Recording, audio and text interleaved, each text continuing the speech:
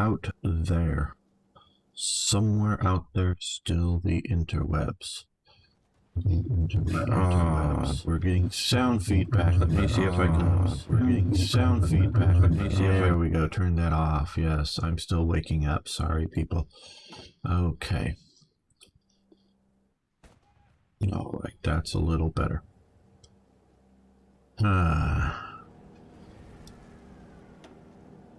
Okay. We got some things to fiddle with here. And I'm going to make some videos, and I hope you guys chat with me here today. Okay. Infantry tanks. We have 145 extras, so I think we can afford to come over here and see about upgrading from the R35 to the R40, which to the best of my knowledge is fictional. And there may have been plans. I know they made a H39. Okay, light artillery. How are we doing for light artillery? Aha, light artillery. Okay, 300 and these aren't huge numbers extra, I know that, but 372. So I think we can afford to go to better light artillery. It's medium. Okay, here's light. Cannon de 105 model 1913. Right, okay. I don't know why, if it really was a model 1913, it wouldn't have been a standard one in production. Okay, medium artillery. How are we doing for medium artillery? That's mountain. That's medium. About a little less, but you may be using a little less artillery per division. But I think we will also see about upgrading to medium artillery here. Medium artillery. Okay. Sometimes it is, well, there's two aspects. Hello, LP. How you doing? No, I'm a few minutes late myself. I've just started about 2-3 minutes ago. So we're all late. One of the reasons, there are reasons that specifically I did not upgrade the artillery that I'm upgrading right now. Earlier was, one, of course, and sometimes not too major, hit of production efficiency. It depends on the mod, depends on what you're upgrading things to. Switching the factories over. And I totally agree, because if you're producing this artillery and then you change the factory over to making artillery prime movers, that's a massive shift. It's almost, yeah, they both work in metal. There's probably some similarities, but yeah, that's a massive thing. Fiddling with models a bit, sometimes they're, from one model of artillery to another model of artillery. Sometimes it's fairly minor, and maybe the cannon barrel or whatever is the same. But even if it's different, it's not a huge hit. But it's also within the game how much it takes to produce in supplies and in just days to produce one. Sometimes the earlier stuff, I say sometimes, not always, sometimes the earlier stuff is cheaper.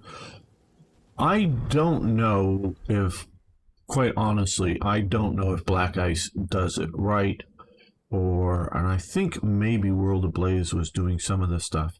I went in, and because I hate, I guess I could say, the way Paradox does a lot of these things. Upgrade from this artillery to the next artillery, yay! So you go from,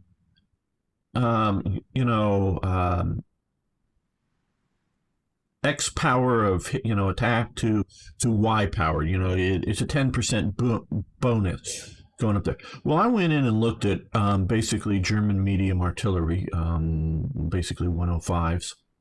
And looked at all of their guns that they used during World War II and just before it, and their upgrades. I could identify only one gun that was a major shift in upgrading that made a attack increase bonus. Basically, there was and now follow-on guns from that maintained that increase, but there was only one level up jump for the artillery. Hey, USA man. Hello, Arno. So only one gun in their things that increased it, and what it did basically mostly was increase the range of the projectile going out. So that not even, more hitting power, though of course, from one gun emplacement, if you can hit more targets, that gun is more effective. A lot of there are two elements that were the Germans mainly did, and I'm sure mainly because I guess someone could probably poke holes if they look in enough detail on this, but I did sort of go in and look through my rather extensive book on the subject. And we were looking at basically what would be medium artillery. Is the two changes they were basically doing to the guns was either making them cheaper to produce, so same, they believe, combat effectiveness in the field, but just cheaper to produce, and none of these, because all of the upgrades just meant either, more IC costs or time to produce or more resource costs. No, the Germans actually did things to make them cheaper to produce, or they were doing things to make them lighter and easier to handle around on the battlefield. And that can be, shall we say, talk about if in one emplacement it can hit more targets, so it is more combat effective. So getting in and out of action more quick, a little more quickly, a little easier is better. But I think it is very, very marginal, especially when you compare it to self-propelled artillery and all of that. And so I really disagree with the way Paradox does this, in that they, a lot of their games, you start out with light artillery and then you develop. Now, this isn't Black Ice, because Black Ice starts out with heavy artillery, but, they start out with sort of light guns and you build towards heavy guns, blah, blah, blah, blah. When, in fact, they start with super heavy guns and start with super light guns and just tweak the stuff various ways. So there isn't huge field effectiveness. The one really sort of leap was the Czechs that were developing the Brno arsenal. I believe it's sort of over in this part of Czechoslovakia. Well, there's Brno. Is they developed an artillery piece that, instead of looking like that when it's fired, it sort of kind of looks like that when it's traveling, but the trails, the thing that goes off behind it that you tow it from, come out and fold out and lift the wheels up off the ground. And they are sort of like a big cross on the ground. They actually sort of swing out, and sort of like the later Soviet D-30, which after seeing what the Czechs did, but that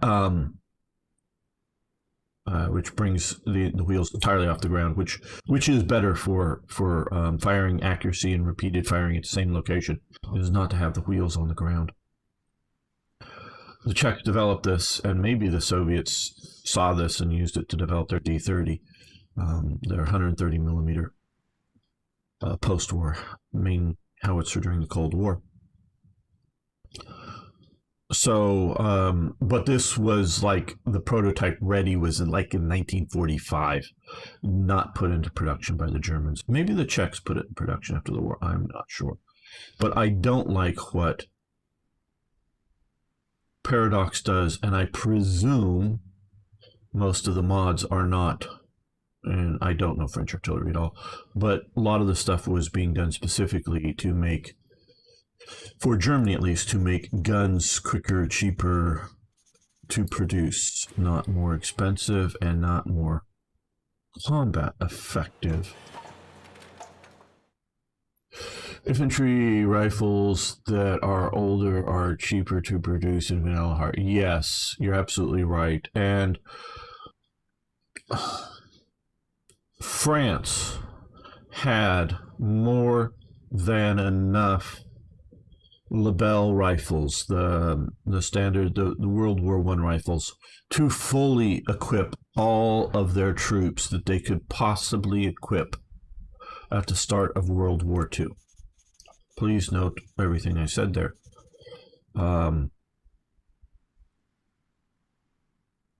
Now, once you have wars happening, you, of course, start to have, as generations go along, years go along, you start getting more and more people. People get older, you draft them into the army, and war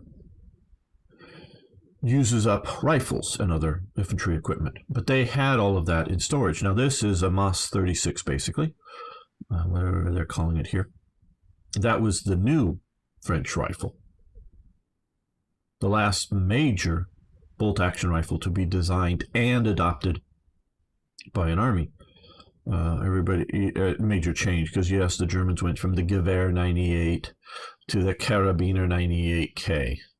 It's just a short and lightened Gewehr 98, but this is a whole new bolt action area designed. So it is a major, it's a new rifle, not just an evolution like the Enfield did evolve during World War II. But major new rifle system that was adopted, and not just a caliber change or something that some nations were trying to do at the time.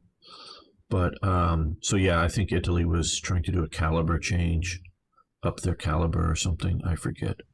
But otherwise, not changing nothing in the gun. So yeah, the MAS 36. So yeah, the mods, the game, it was Germany who, because of their, 100,000 man limit and the Allies confiscating huge amounts of German weaponry at the end of the war. Now, Germany trying to hide as much, infantry rifles, machine guns, artillery pieces as they could, and they hide probably hundreds of thousands, if not more, infantry rifles and other, maybe not hundreds of thousands of artillery pieces, but maybe thousands. They hide a lot of the stuff and keep it hidden during the Weimar years. So, and of course, but they're producing mostly new equipment for their front rank troops, where most of the nations, like Italy, like France, has fully enough to fully equip their army and their reserves at the start of the war. Now, like I say, you continue to expand the armies, you continue to use stuff up, because rifles sitting in a hey scooter in an armory are not, and stored well. Yeah, over 150 years they might start to go bad, wood rots, guns rust, or whatever. But even that is stored right. Probably not even going to do that. But for a 20-year period, yeah, no, they'll all be fine. Leftover World War I stuff. It's the new stuff that France and Britain needed to make. Okay, we're just going through here and looking, we're getting ready to start making episode, and I'm already start talking about, okay, interceptors. How many interceptors we have? Probably not nearly enough. Interceptors, we have 0 extra. I'm going to just keep producing these out-of-date interceptors because of numbers. We want numbers. Okay, radio equipment. That's one of the things, and yeah, somebody did post, yes, the French tanks did have radios. Some French tanks had radios, I should say. Many, I think, well more, especially if you look at, I think if you're looking at basically the sort of infantry tank or the light cavalry tank, the Hotchkiss was the setup for the cavalry, and the Renault was the infantry one. But especially if you look at the Renaults, there was about equal number of the type light small vehicles as there was, the fairly new ones, as there was FT-17s, both the machine gun and the gun mounted versions, still in service in France. So they had, I think it was nearly 1,000, maybe like 800 or something, FT-17s in service in France, according to one of my books. I mean, the book could be wrong, but at the start of the war, I don't know how many of them were properly running, because tanks break down. So, if you have 12 tanks, any one day, especially older ones, 2 or 3 might not be running that day. Doesn't mean that they won't be running, in a few hours or in a few days. It's not like they're, missing engines and can't move. They're just not operating this moment. And that goes for, modern tanks, M1 Abrams rushing into, Iraq. A bunch of them stop running at certain times, and they switch out power packs, and 2 hours later they're running again. Modern, U.S. logistical support, when it's working well, is super fast and can get these things going. In France, they got to take their wine and cheese breaks and whatnot, and so it probably takes them a bit longer in 1940 to get something up and running again. But yeah, so they had lots of equipment. Now it's going to get used up by a lot of fighting. Now France doesn't do a lot of fighting. They do a lot of sitting around and then a brief period of fighting. Okay, so let's look. I'm thinking radio equipment, or transport trucks. Transport trucks is where because I want my mobile units to be mobile, and mobile units that aren't mobile, that don't have enough trucks, are actually slower than infantry units in this game, at least in the base game. You can sort of code things a bit different in the mods if you really start digging into it, but I have no idea whether we're going to do 2 factories. The only one is going to start there. Okay, so we've looked at that. We're have enough fuel for the moment.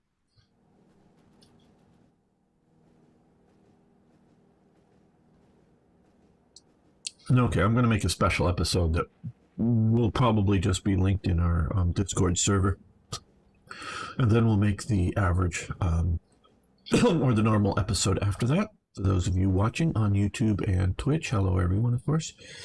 So, hello, this is Gamer. Yeah, it's a rough start here. Gamer 1745 here with a special episode of Can We Defend France? Just made for you. Of course, it's being made live on the interwebs, and we'll be up on Discord to see. I know you are having we've now ended the multiplayer game, 0 stability. I currently have 31 stability here, going down, and we can see at war negative 35, and we can see all of the various ups and downs. We can see consumer electronics +2, antimicrobial sulfur drugs, I'm not speaking very well today, up 10%, ruling party popularity support 10%. And then some other weekly changes by point. As opposed to 10%, it's 0.10%. So it's less than 1% change per week. Now, and you may just get mad like you were yesterday and say F you and not pay any attention to this. But I have not looked at your national focuses, but you can see the ones that I've done. I've developed sort of Algeria because Algeria is directly controlled by France. To get those four military factories, economic reforms, done those. Rearmament, National Defense Fund. Social reform, status quo, support Daladier, go with Britain. Popular Front United in France, able to get that. So that removes disjointed government. You may still have suffering under. Oh, we can quickly look over here. We currently have protected by the Maginot Line, fortifications focused, inflation, and assistance to China. So I was able to, going through with, like get rid of disjointed government, and that may be some of the reasons why I'm doing better. We've done the Girard plan and focus, fortification focuses, and doing some army reforms. And that is basically it. So I don't know your national focuses. I'm guessing it's maybe this Popular Front focus, because I can see here that if we weren't at war, we wouldn't have that negative 35%. And so I don't know what the disjointed government focus is doing to your stability. If you still even have that, I don't know. But yeah, I think that could be a significant element there. And now I will admit very much in your rage, Lum, if you're still here, that I did very much listen to your complaints, because you sort of played in advance about how you didn't have stability for France. So I have specifically done everything I could see to do. I mean, we haven't got here, and that one of the reasons was down 3% in stability. There is why I avoided that. But why I was pursuing everything with stability. And also I specifically, again, came over here and because listening to you play, it's these here, weekly stability 10%, or 0.10%, weekly stability 0.20%. I specifically made sure I found these, as well as some of the consumer goods to build up stability before the war. Base stability plus 10% there, that's that antimicrobial sulfur drug. I did that to get that base stability up. So based upon your troubles,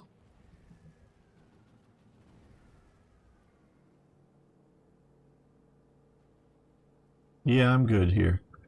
So based on your troubles, I specifically looked for things that increase my stability. So I learned from your troubles. Not, you didn't have, that was your first playthrough on France, Black Ice. You may have played Black Ice before recently, but probably I know that's your first French playthrough. So this is the Lum special. Just wanted to point out what I did to achieve these goals. Thanks for liking the video, Lum. Do appreciate it. I'm sure you did. See you next time. Okay, guys, my voice is a bit rough. I'm going to grab a Coke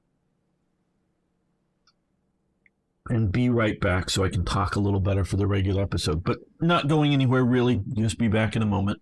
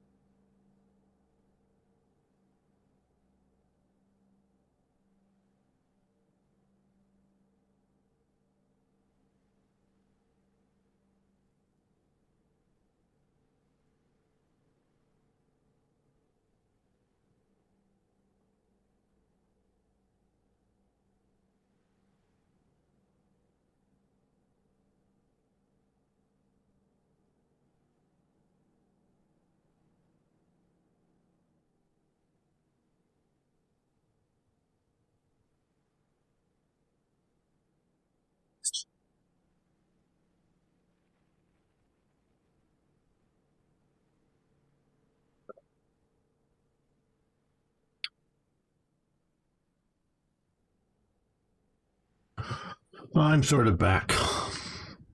Like looking at this green, yucky screen. Yeah. Let's get that off there. Should have done it before. Okay. Don't know what Arno just said there. Anort? Was he repeating me? Okay.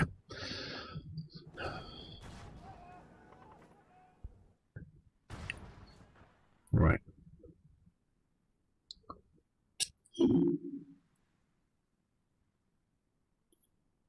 You're hearing periodically clicking. I gotta tighten something up on my chair here. I don't know what it is, but I'll do that sometime. Not in the stream, but sometime to get that fixed.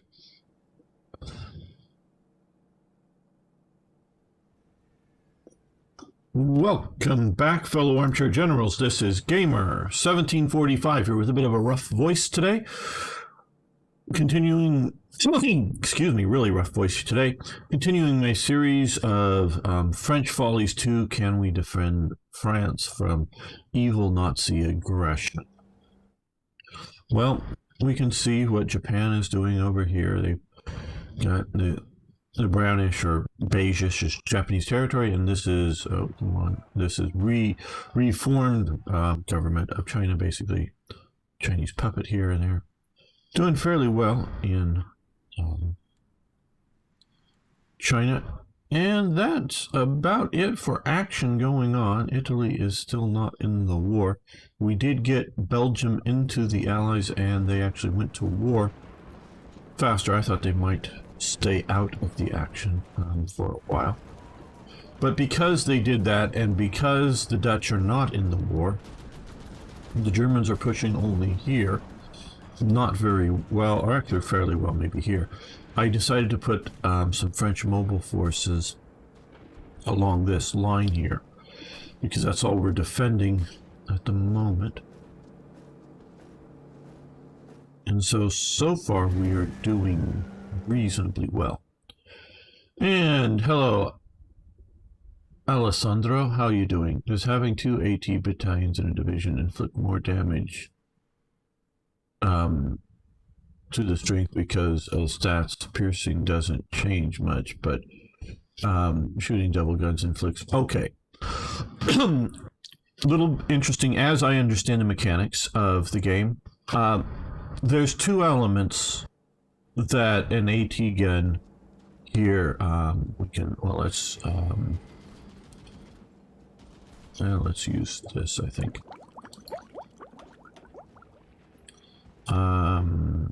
Here it has, well, let's find the actual AT guns here. Here we go. They all have it. Yes. Okay, piercing does not stack. This is how much, shall we say, armor it pierces. Okay, so it has this particular AT gun has 28 piercing, but it does have hard attack.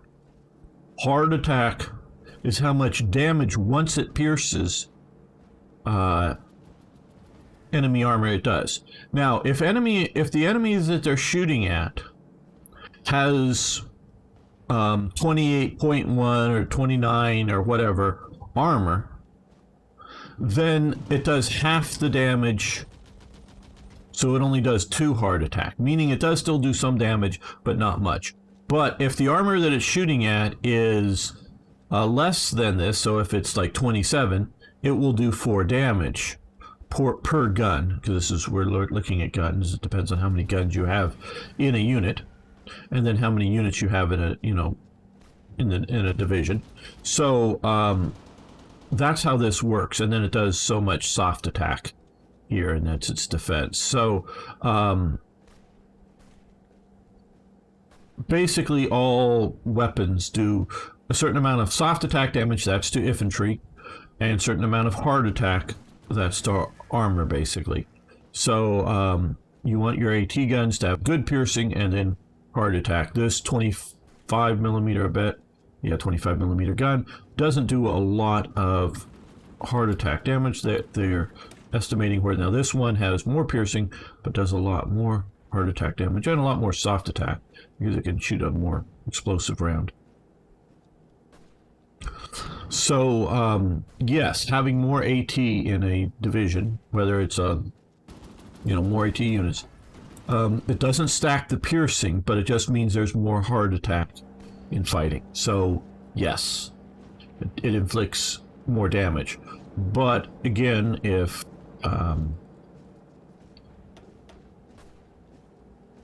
your armor here, this FT-17, or just FT, has an armor of 5, so that 25 millimeter gun will do full damage against it. Out of 4, let's look at Char-B1 Bis. Its armor is 35. So its armor is so good that it will only do half damage. Half damage because it's the idea, because that radiator right there is a vulnerable spot, and you can still track it, which immobilizes it. You can still hit a weakish spot So if it has less piercing, which that one it does, it's only going to do half the damage. So that's how armor values work. I hope that's useful to you, Alessandro, and everybody else who's watching later on. So you want your anti-tank weapons to have as much piercing as possible, and all weapons to have as much soft and hard attack as possible. Well, I don't know, Arno. We will see. Here's what I'm thinking, Arno. With, you say start doing better ATs, and yeah, that's not a bad idea, but I don't. If they're doing historical German armor, it's pretty thin. One, and two, I don't know. Are we going to switch over to the new stuff? We may, I may do that, but I don't know how quickly, and I want to see what else. I don't know that I want to put anti-tank rifles into production. We might do, because that helps research, or helps out companies unlocks. What's that? We might do that. Uniforms. I wonder if these are just... I don't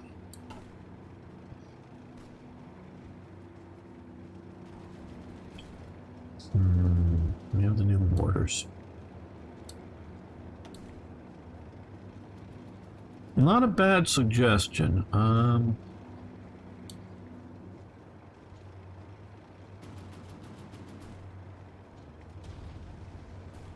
Overtake.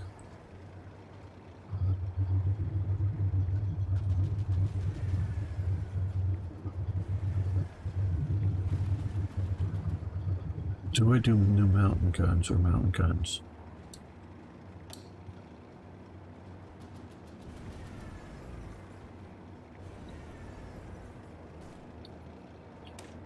Okay, unlocks engineering company Mac. Hello, Martin. No, no one be sorry you're late. Cavalry reconnaissance. Okay, we'll go with Arna's suggestion of better AT guns.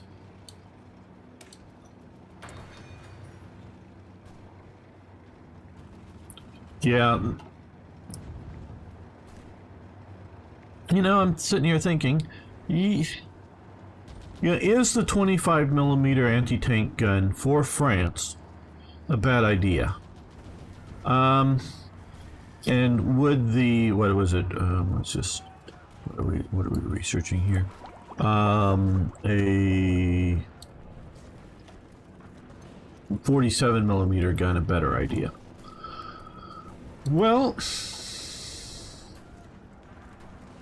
German armor, Panzer I, Panzer IIs, are pretty damn thin. And even Panzer IIIs and Panzer IV armor in the Battle of France is pretty thin. Would it be better to have a more handy lightweight? Okay, I'll give everybody a bit of a story here. America watches the Battle of France and watches Germany just blitz France. And they realize they need anti-tank guns. So right around 1941, they've been doing some large military maneuvers already, but they're doing some major military maneuvers in 1941. The U.S. is still at peace, but they realize that there's a good chance that they're going to get involved in the war. And even if they're not getting involved in the war, they do have the examples of the Dutch and the Danes in World War I as trying to be armed neutrals. The Netherlands goes, they basically mobilize their home army, the army, as opposed to their colonial army, as if they were at war for World War I, and dig trenches and do all kinds of defenses along their border with Germany, and continue to trade with Germany and the Allies. and be a neutral nation. Basically, they're trying to walk a tightrope, but also be sort of armed and say, hey, Germany is the most likely invader.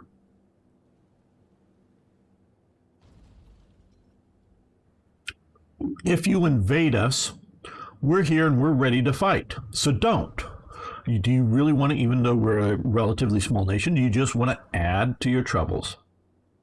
So they were, an armed neutrality situation. In World War II, Switzerland does basically the same thing.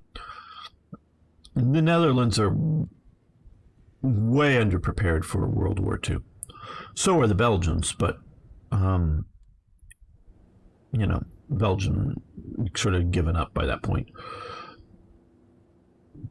So the Americans very much maybe, a lot of their thinkers may not be so sure that they're getting into World War II, but they realize that we need a modern army in the U.S.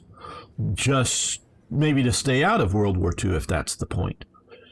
Okay, so they're trying to develop anti-tank, or they want to develop anti-tank guns. The primary requirement that the Army, and these are for the infantry, because that's who's going to use anti-tank guns, are the infantry. The primary requirement for the infantry for the anti-tank guns is, can somebody guess here what the primary requirement for the infantry for the anti-tank guns would be?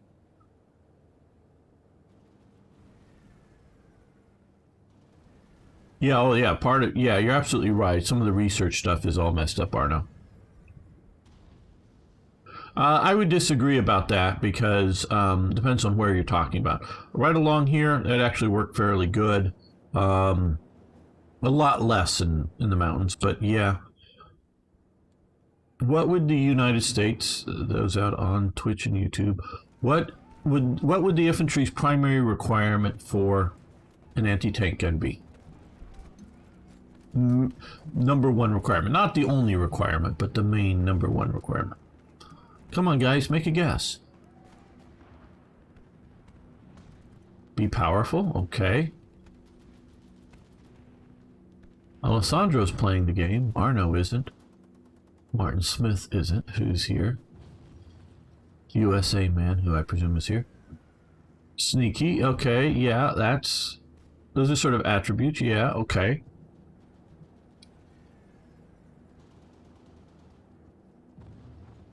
To have a tank? No, this is an anti-tank gun. What is the primary requirement? I play it very little. No, I'm not talking about War Thunder or Hearts of Iron. I'm talking about in real life. What was real life being able to penetrate an enemy tank? Hello, Casper Orange. That would be maybe the one that I would have. The United States Army's primary requirement, keep tanks focused on the infantry instead of focusing on the tanks. No, that wasn't it. Their primary requirement was to be easily handled by, men, not, to be able to be moved about the battlefield in a tactical sense by manpower. So yeah, you drive it to the battlefield behind the truck. You get it there in a truck. That's the U.S. weren't using, unless you were talking a few mountain units, the U.S. weren't using animals. So all of their, we're talking not rifles, we're talking, are like anti-tank rifles, we're talking anti-tank guns. So they're going to be drive behind a motorized vehicle. So you drive it to the battlefield behind a truck. But their primary requirement was that once you unhooked it from the truck, to move it about the battlefield, when there's artillery going off and whatnot, was that it to be easily handled by men, by manpower. Easily. So they, in 1941 and into 42,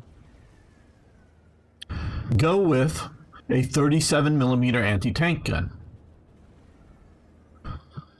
which has already been shown to be incapable of penetrating French armor. And the Germans realize this, and so the Germans are probably upping armor on their tanks. They already know this in development, and they're getting reports from the British. So instead of, which I would go, well, my thing would be, being able to penetrate enemy tanks. Casper, that was the door knockers. Yeah, it's the little 37 millimeter anti-tank gun. And so now the Germans, by the end of the war, they have those big 88s, not the 88s from the beginning of the war, but the big 88s, and even a few 128 millimeter anti-tank guns that are towed. Now those are practically impossible to move by manpower. I'm not saying you can't move it a block or two down a fairly level street in a town by having 20 or 30 guys pushing one of these big things. Yeah, but basically, out in the field and getting around, you're using your trucks, or in the Germans' cases, half tracks, get it into position there, and it stays in position until you have the half track come up and move these things. Because, my voice is rough today. Sorry, everyone. Hey, Dose G. That. You have to move it by heavy equipment. You're not repositioning it. You may be pointing it in a different direction by manpower, but you're not repositioning it with manpower. You're having to tow it in a vehicle. Hey, thanks for following. Do appreciate that. And so, that's getting too big to move. But they had to face off against the, KV-85s and the JS-1s and the JS-2s, the Joseph Stalin 1s and 2s, and the Soviets. So they were seeing this heavier and heavier armor, so they had to respond. It wasn't until more advanced munitions that were coming that came at, rockets and, anti-tank rockets and whatnot, that make anti-tank big guns obsolete nowadays. But yeah, so the U.S. was looking at the ability to move it more, the infantry, than it was the ability to knock out an enemy tank. So, but this is my point, is a 25 millimeter anti-tank gun, which is good enough to penetrate most German armor, may be better because you can reposition it and move it effectively around the battlefield faster than a 47 millimeter gun. It may be a better thing. Now, of course, as time goes on, we can see the 47 millimeter being useful. I do not know how the 47 millimeter of the French compared to the 47 millimeter of the Czechs, which are the ones that the Germans are using. The Czech is pretty powerful 47 millimeter. Not quite as powerful as the later German 50 millimeter. Now, don't let that 3 millimeter difference be the main factor in your thinking here, because we can see the amount of propellant behind it be the real factor. What was American tank development like at this time? Almost non-existent in 1940. Almost non-existent. They were sort of doing the combat car and other sort of precursors to what becomes the Stuart tank, and the M3 medium, or whatever it is, that has a 37 millimeter gun on it, and lots of machine guns pointed out in every direction, including behind it. It's pitifully bad. It's under budgeted. Okay, let's see. We can only design aircraft with this slot, which is fine because this represents an aircraft design bureau, as it were. But what would be most useful for us? We don't really need new carrier equipment. And if I was really playing this for details, I would look at things like IC production costs to see, and resource costs, to see between this and this 6 versus 1, 7 versus 1. So this guy here costs, okay, IC 44, IC 50. So this one is cheaper. Now, okay, range 1,000, range, this one's longer range. This is the American Martin bomber here. I don't know why it's in the French tree other than fucked up paradox stuff, because these should be either being made in America and bought by France, or licensed production from America. Either way, but they don't have they do have Lend-Lease, but they don't have arms sales. Okay, ground attack is 10.2, ground attack here. So this bomber here, okay, these guys have done something right. I don't know anything about the Leo 451 medium bomber. I literally know nothing about it. I know a little bit about some of these pre-war Martin bombers, but not much. But they're not just going, oh, cost more time, cost more IC, make it, cost more to get more. This is a better and cheaper bomber. Okay, let's reliability 70%. You get it both equally reliable. Supply usage, yeah, this is a better bomber. Okay, yeah, is this 1940? I wish we could see the, yeah, 39. Okay, we're going to start doing this because, see, again, I'm often playing fast here for you guys. If you really look into this, you find things like, oh, this would be cheaper produced by one aluminum, and it'll cost you less ICs, and it does more damage, so you should, switch to it and do it early. Armor was max 30 millimeters with the Lee, and obsolete already once the... Well, actually, the Lee comes out after the 38T. Sherman was able to bounce. Now, the Lee was just an emergency tank. It will support your attack just with one unit and a support. Oh, we lost an agent. Uh-oh. And we'll also support this just because we're going to support our allies, but we're not going to get too badly disrupted so that they counterattack. We lose. The Lee was an emergency vehicle. They didn't win on, if you will, the day, the week, the month that we need to have this. Oh, we can look at our air superiority, certainly. We are running air superiority well over France. We are contesting over Belgium. We are bombing into here at night, but only at night. And we've lost up here. So that's our current air operations. We do have some stuff out over the Bay of Biscay and the Channel to go after their submarines. And so, sort of on the day that they we want a tank to be able to shoot a 75 millimeter gun because the armor. See, there's different sections in armies. In the olden days, and I mean this olden days, there was the cavalry and the infantry and the artillery, and they're sort of different branches of the army. They still are to some degree to this day, and there's the engineers and whatnot. The U.S. Cavalry element, which was becoming the armor units, it was switching over, developing.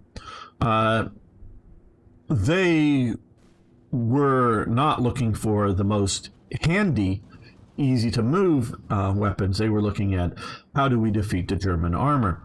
And they knew they needed a 75 millimeter gun. They had a bunch of French 75 millimeter guns laying about from World War I. They go, these will do. And they actually stick the leftover World War I guns on the backs of half-tracks. I think that ends up in anti-tank roles in the infantry divisions.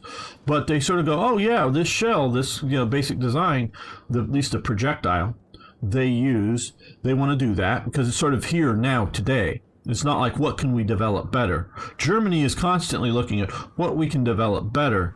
At least early war America and some of the other nations is what can we do today? Well, they did not have production facilities around in America to be able to make a turret with a turret ring big enough to mount, at least properly as they saw it, to mount a 75 millimeter gun in a turret. So they go, oh, yeah, we can't do that today. Oh, we'll get to that. Yeah, okay, we'll get to it, but we can't do it today. So put the 75 millimeter gun in the hull And then, well, we have the 37 millimeter guns, and of course we're not stupid. We want to be able to turn around and shoot to the sides just in case, you know. And that 37 millimeter gun is still marginally effective against the German armor at the time, 1941, because that's that's when it's coming out. The Lees and then the British sort of say, yeah, but we want the commander to play with the radio up in the turret, so they come up with the Grant. It's just a turret change. That's all it really is. One less crewman, just because they get rid of. Do you have close air support you could use? Well, as you can see here, we have, well, we're down to 1 out of. Oh, okay. These guys flying over Belgium. We're gonna stop that. They've been shot up pretty badly. Okay, and yeah, you come and stop flying. They got shot up. We did have those there. Here we also are Belgian stuff. Okay, stop operating over there. So we did have some. We do have some of fighters, whatnot, over France, over Belgium still. We have some other guys here standing by. So I don't know if I should use them or not, if they're just going to get more of these things shot down.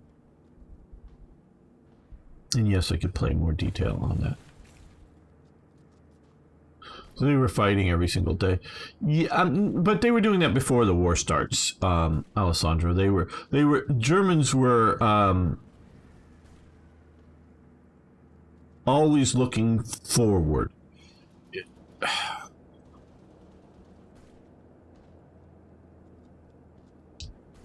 And you might think this is a good thing, but they were wasting at times. At times, they were wasting resources on developing weapon systems for future wars that weren't going to be useful in the time. So, you know, some of the stuff that they were coming up with just was not helpful.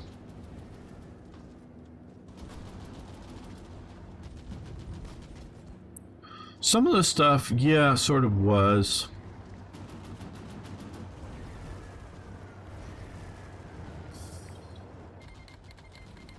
Okay, we now have Italy in the war. They're immediately trying to push here. Good thing I have these Division de Marrakech. It's there. Now. Okay, let's select these guys here. We are going to okay, both of these ports are in this area of the Mediterranean. So what we want to do here is convoy raid here.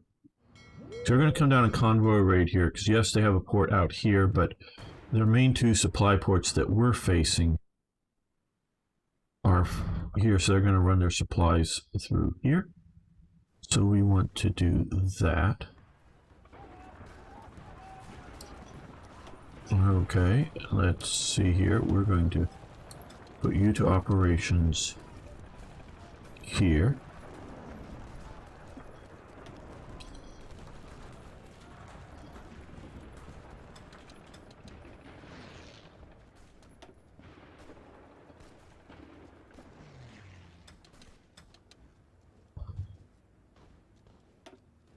Yeah, we're going to put you on.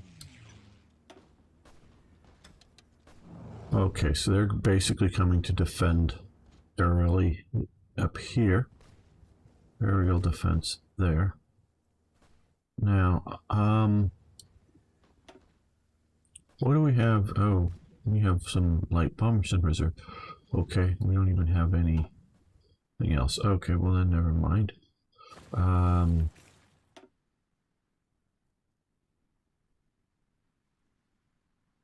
Well, these are, maybe I should do this a little better. Interceptors should go after these. Oh, well, no, there are only fighters. So they need to also go after enemy fighters as well. Okay, just ground support because we don't really want a strategic bomb ourselves. So there we go.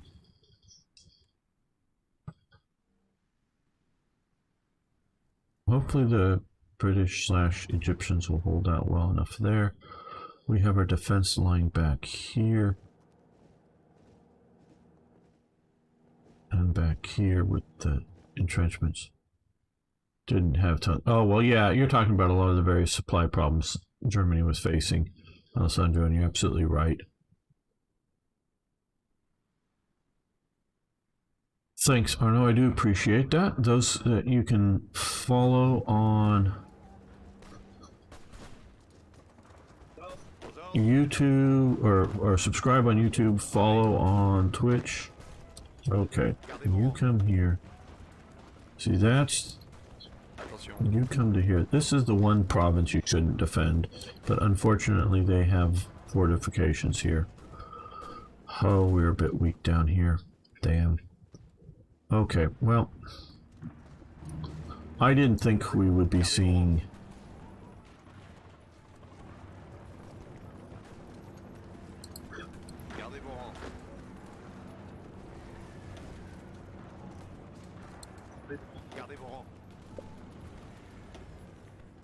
We'd be seeing Italy in so soon, as it were.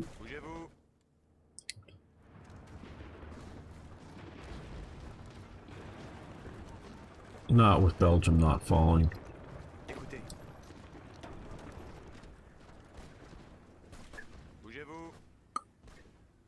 Okay,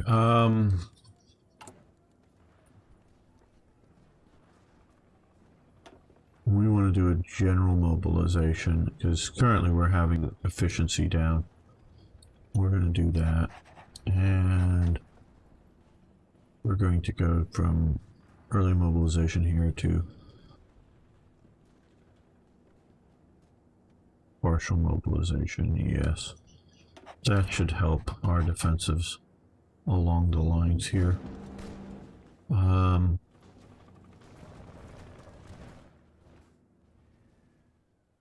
It might be worth it to go back and restart from the save again. Oh, that's a lot of work.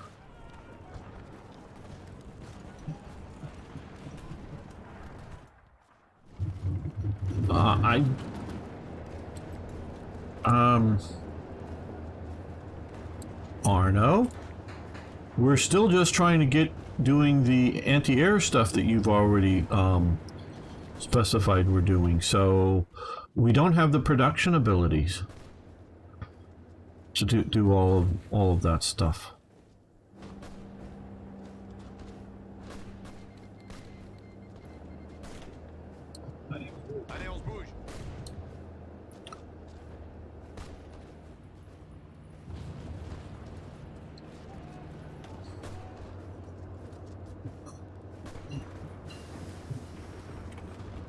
Okay, you're getting there in time for that. You just keep coming for here.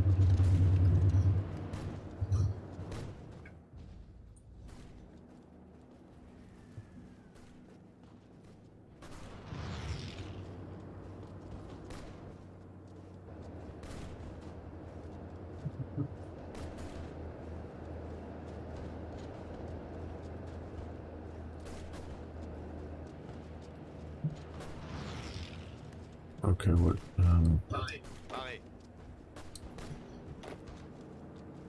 what,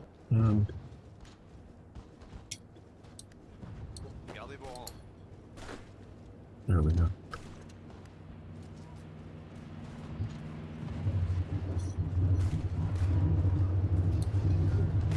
Okay, you, sort of put him under the single commander here.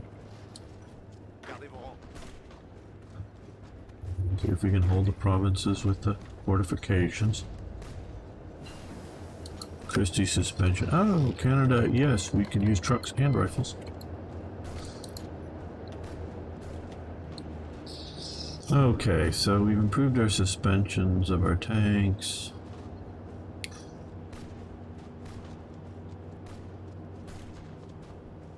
Oh, I don't know.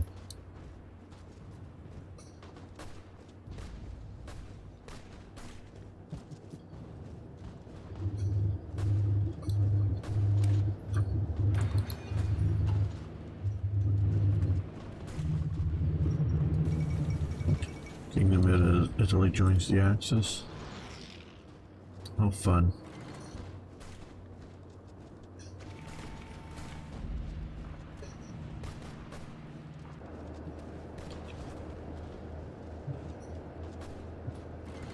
Uh-oh. They've already pushed into there, damn. We turn around and start marching back. Use support the counterattack.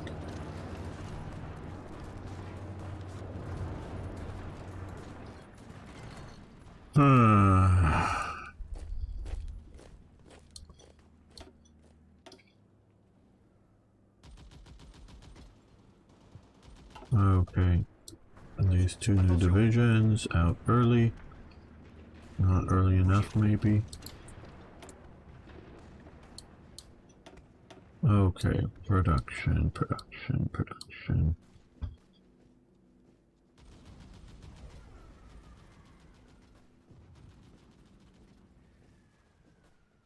Your construction speed, that would help with that.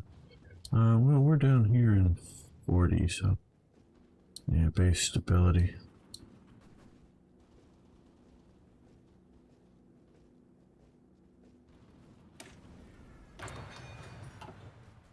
Either those infantry divisions are made up. Well, so it's that, basically sort of halved. Yeah. It's not going to let me. I don't know that my intelligence is good enough. No.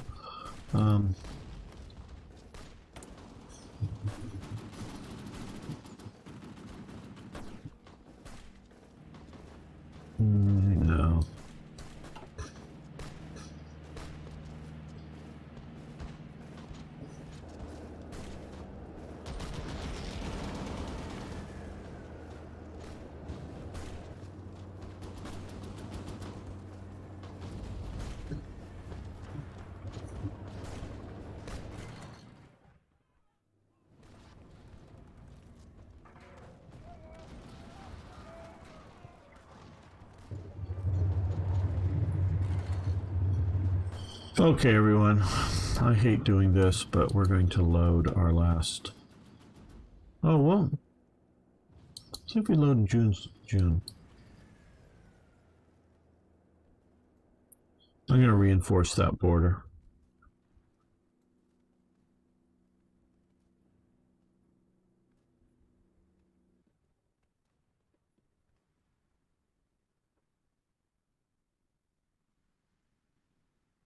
Because I'm about ready to collapse there. Okay. We're not yet at war. Fine. Good. Okay, we have... I think it's going to need about 3 divisions per front here. Let's see, I moved up another this division here. There's a German, that Maginot line seems to be holding out just fine. Okay.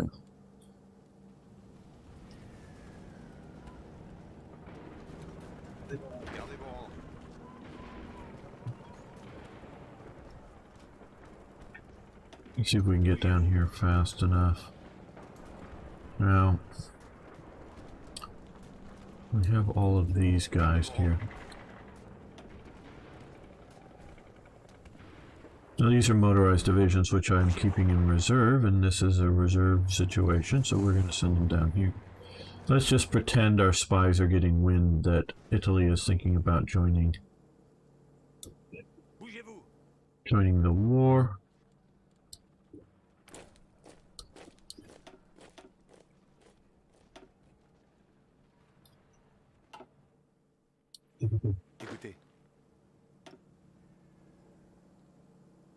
Bougez-vous. Attention. Attention. Bougez-vous.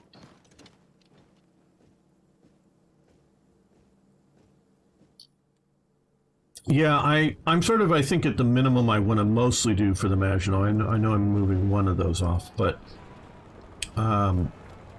it's sort of this rear area here that I feel I've got some play with here. And now I have been, let's look here, a bit low on things like uniforms and equipment. Okay, infantry warfare, we're slowly catching up. Rifles, we're just behind on. And I know, build anti-aircraft, build that kind of stuff, but I really think I need more just factories. So because we're not being bombed, anti-aircraft, building defensive lines are all really good. But I think we just need more stuff. And we are trying to do that, which will get our armored vehicles into production. Okay, let's see if we can get down here quickly enough. I don't remember the exact date that this battle started. Okay, let's get you out here. Convoy rating.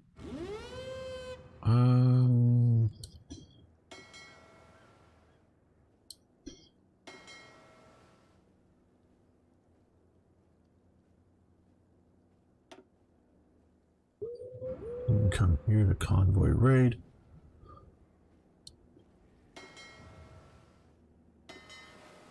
You have 2 mine laying subs. Might as well mine lay. There. Really wish naval worked a bit different. You're absolutely right, highest infrastructure, but I sort of wanted to keep them a little ways back.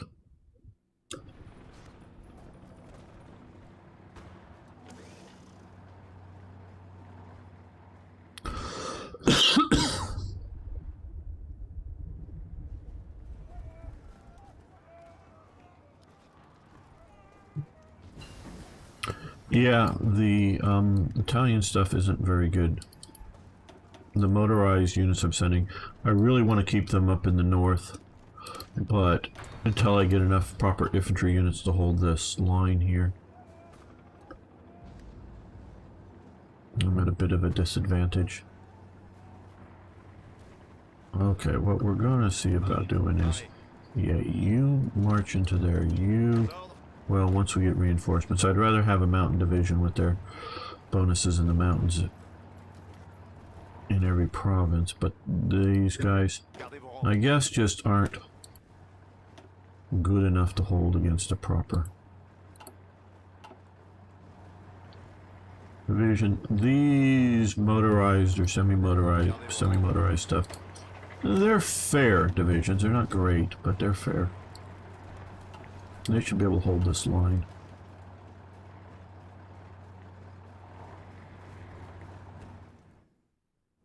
I really wanted them up here if the Germans push through.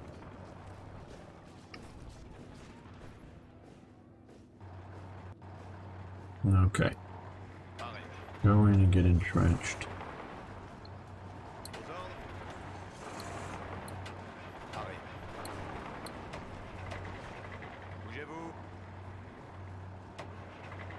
What does this division look like? Okay, just more motorization. Now that you're there, you come to there.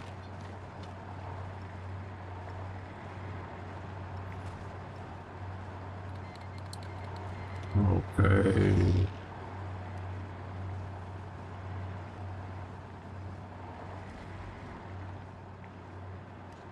Attention.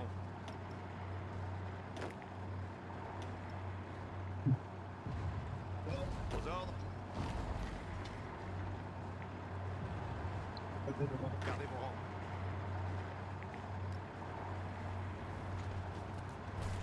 rangs. Attention.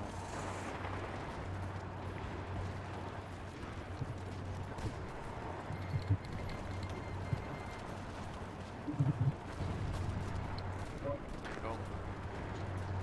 We may have made it in time. Aux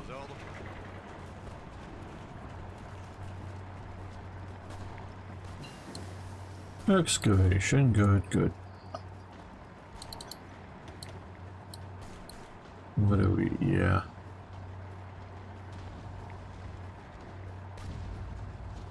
Production efficiency. Technology industrial works to this.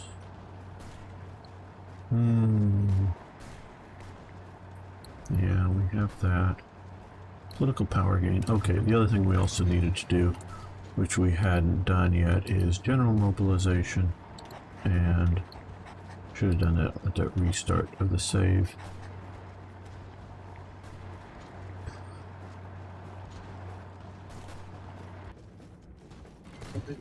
One more infantry division. Allez, on se bouge. You just hold there.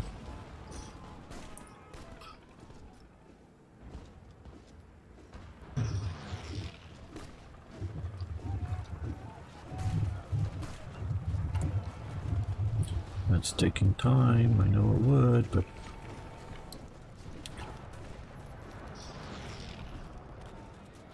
Attention.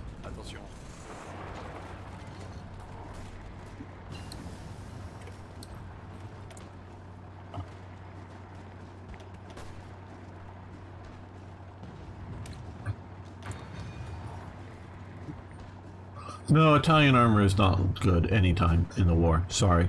The Italians never got, they were riveting their armor through to the end. They were never welding or casting their armor properly. Oh, yes, you're right. You're absolutely right. Okay, come on here and go after anything flying. You guys also come out here. Absolutely right.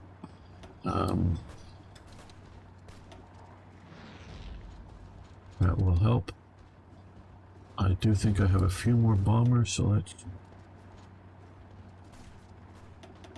put in here. Put them up here once they're there.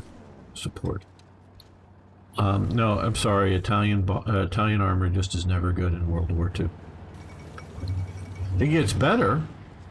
It's not always as terrible as it once was, but it's never good. Come on, get that other division in there. Okay, good. That will help. They're getting enemy air superiority, though they are attacking from more than one province. That's why I don't like defending this province. I wish I had the forts back here, and then I just let them have this, so they can attack it from 3 points. And there's no good point in holding that. Okay, what are we having? Okay, we lost a sub. We lost 2 subs. We lost a convoy. Nothing really happened. Okay.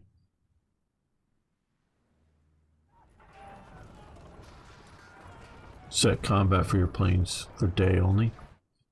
Yeah, that would probably be a good option. Yeah, they're all selected, I guess, so day only.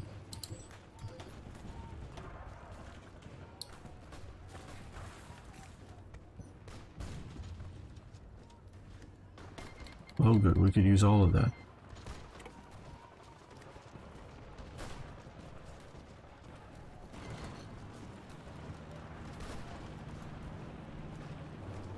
Okay, good. Now we're holding here reasonably well. Reasonably well. I say, okay, you come up to here.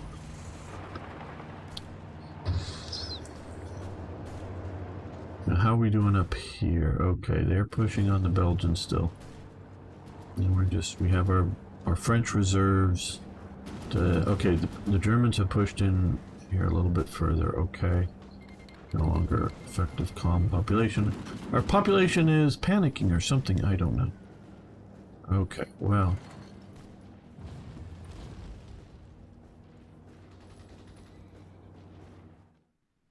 How are we doing down here? Okay. Okay, whoa, okay, you're going in the wrong direction. Okay, they're moving up here, gonna cut my units off, so retreat, retreat. Retreat, retreat. You're supposed to retreat up to the fortified line, not to the open desert. Damn you. Okay, you start moving that way.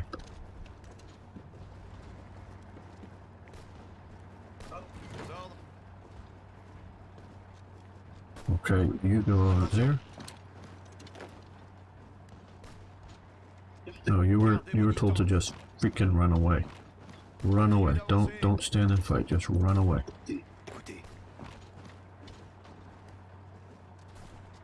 I know we're playing with militia, colonial type troops versus regulars, but I wanted that line to defend itself. Yes, you guys are running away. The Tunisians aren't going to do much. You go up to there. You guys go over to there.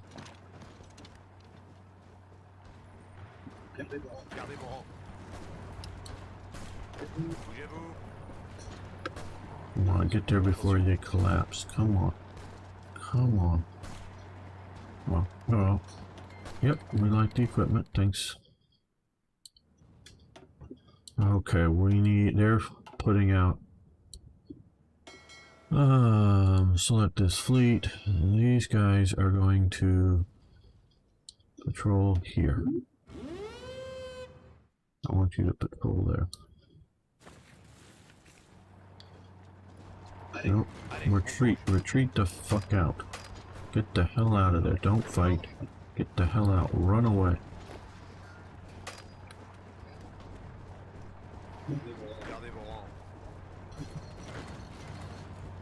Oh, come on. Get in there. Get in there before they're motorized troops. Come on. Come on. No, retreat the fuck out of here. Nope. Nope. Nope.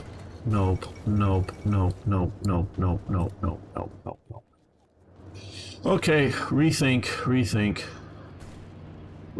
Okay, come back, load. Oh, damn, do we not have the previous autosave? July 10th. Oh, hell. I thought there was 2 autosaves.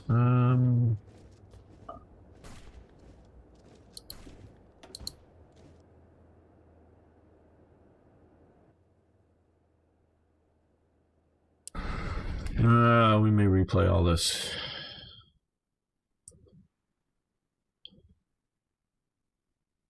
Yeah, I hear about doing that, but I do have this line. I wanted to defend. I thought my units would be smart enough to retreat back to it. Okay. No, this is the same thing. Nope. Okay.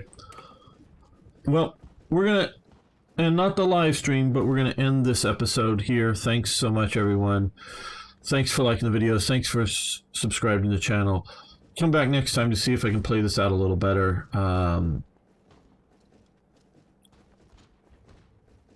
Yeah. Okay. Now we're going to load. We're going to come back to this. We're going to just load here. Okay. That's what happens when you play when you're half asleep and whatnot.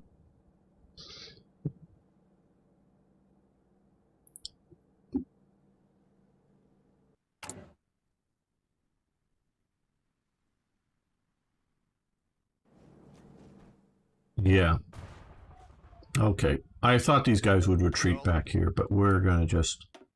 I didn't expect them to actually hold here, but I wanted them to retreat here properly. Because we have these 3 forts here, or well, pillbox lines. I mean, it's just a single pillbox line, but I'm hoping they'll hold. And each one of these 3 provinces can only be attacked from a single province. So we're defending a little better there. That's the hope.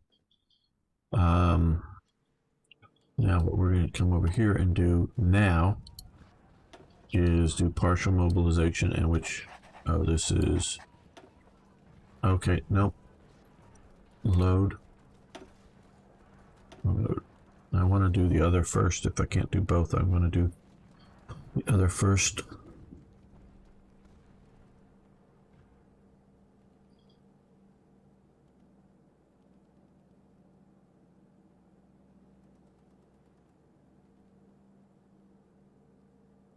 Come on, load, load, load, load, load, load, load, load, load, load.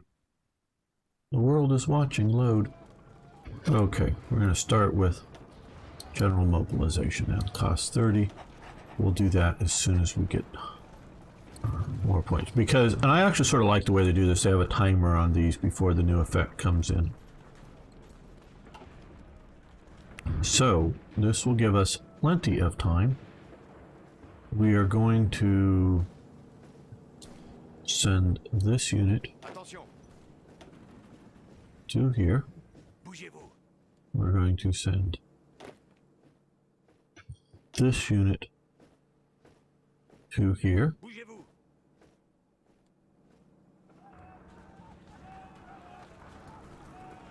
Okay, what we're going to do here, we're going to do a massive reorganization. These two down to here.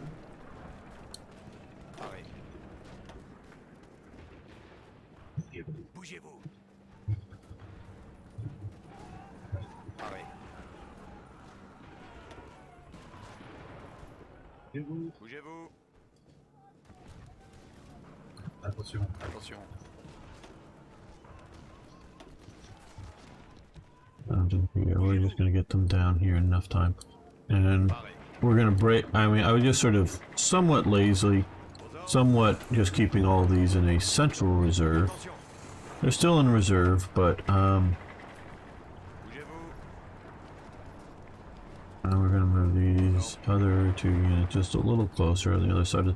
So I didn't know if I was going to need to defend this river or if I could.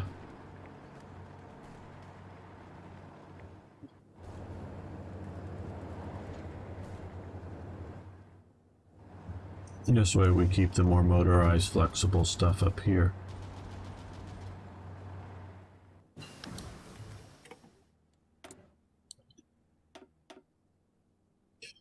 I guess we decided to do better AT guns.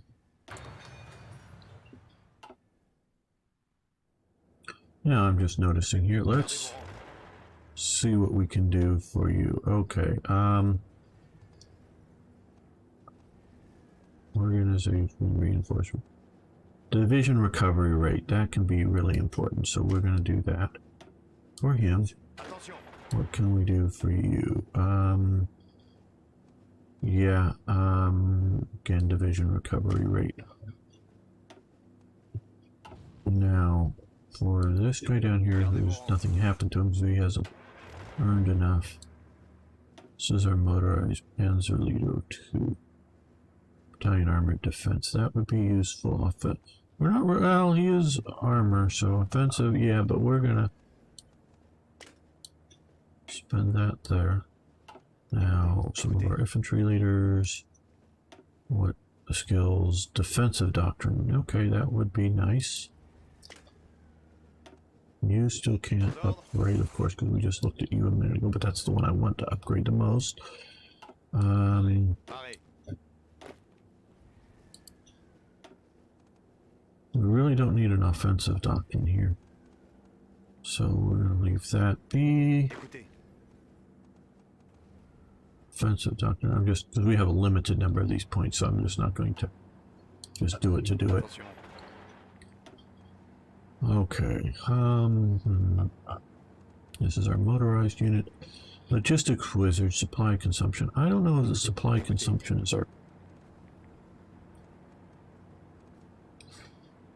big needs, but okay, by falling these guys back to here, like I was saying, there'll be 3 instead of 2.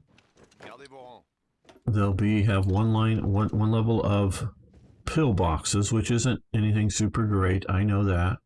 But see, when they come, you know, here, defending here, when they come here, they can come to this province and attack from two. If they here, they can attack from these two. Now here, yeah, they can only attack from one until they get here. But here, they can only attack into here because of this lake.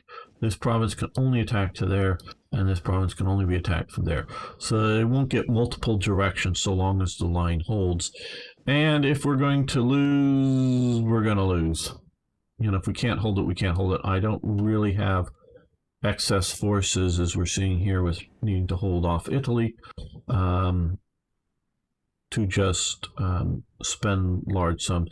Yeah, I get the idea of just dumping a bunch of militia troops in the capital here and trying to hold the province, but yeah. The Italian Navy was the most advanced force in Italy, for sure. Okay, how do I...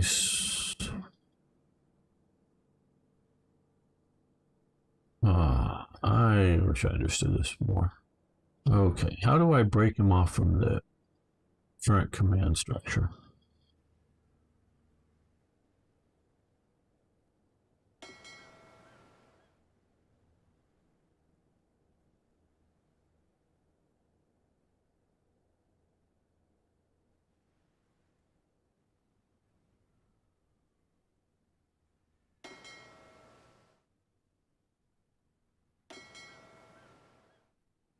Well, I think he's on his own structure. Okay, so yes. So we want you to come down here and do convoy raiding. Okay. We want these guys here. Let's create a new task force, all submarines. Right? No.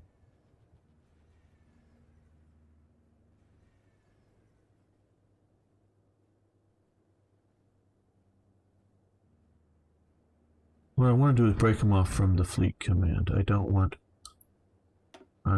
him to be part of this fleet.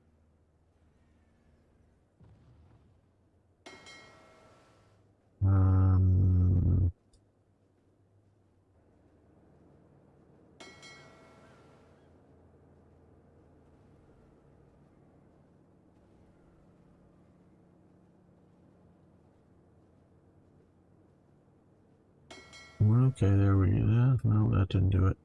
I just clicked him over to there. I get why they do some of this, but what I want to do is I don't want my convoy raiders. What's actually really good here is the idea that you can have a patrol fleet and a strike force kind of thing. What I want to do is put these guys on convoy rating, but separate. Prepare, engage. Because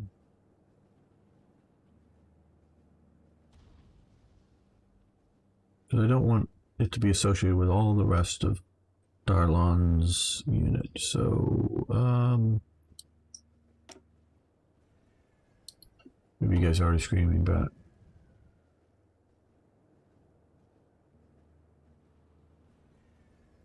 Well, Decima X is pretty good unit, that's for sure. Oh,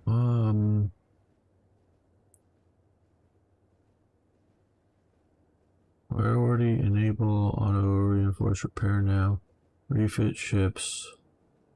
When you have more than one selected, I don't want to merge, I want to split.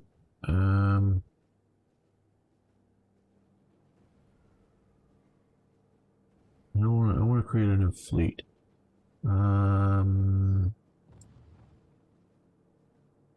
Okay, there we go. I guess click up there. Oh, they're here. How? Hell. Ugh. Can't you fucking make this simple, Paradox? Right now I feel like just fucking sinking all these submarines just because they're too much of a hassle. to deal with.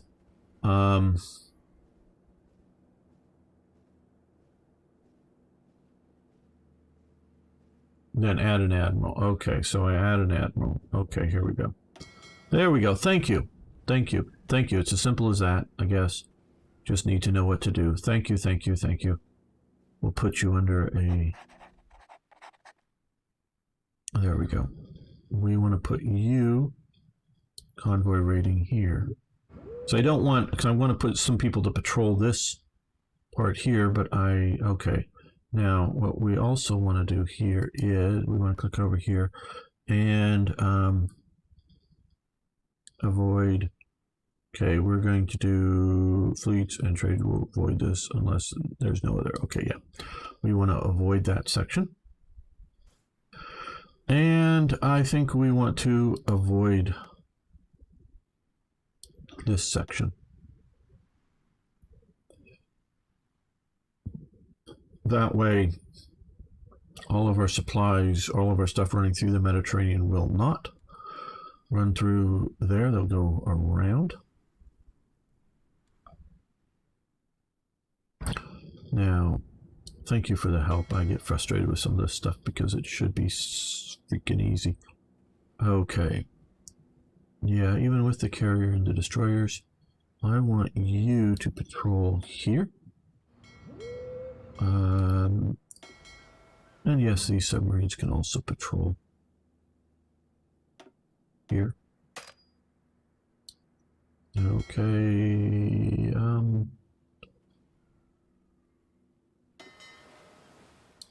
I want,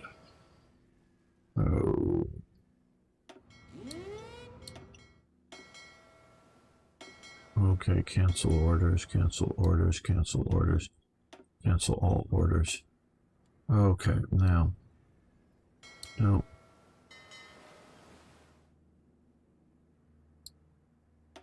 I want to merge these two. There we go. That way we have some light cruisers here. I know I was maybe thinking of using them to mine, whatnot, but I think some light cruisers out here patrolling would be good.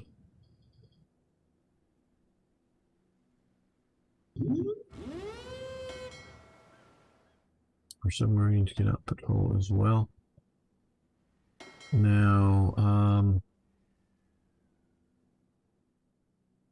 this force I want to be a strike force here.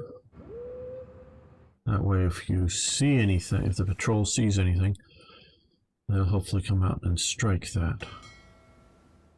There we go. That's sort of what I want to do. See, the biggest problem, I'll tell you right now, with the Italian fleet was, hello, gang ho, how you doing? Just, but thank you for the advice. It really did help. Italy, the Italian government, however you want to describe it, was afraid of losing its fleet, so it did not put it out into combat. So it was the most modern element of the Italian armed forces, but it was used very, very poorly because they did not want to lose their precious fleet. And that is not how best to deal with these kinds of things. Okay. Submarines. We got lots of these submarines here. Okay.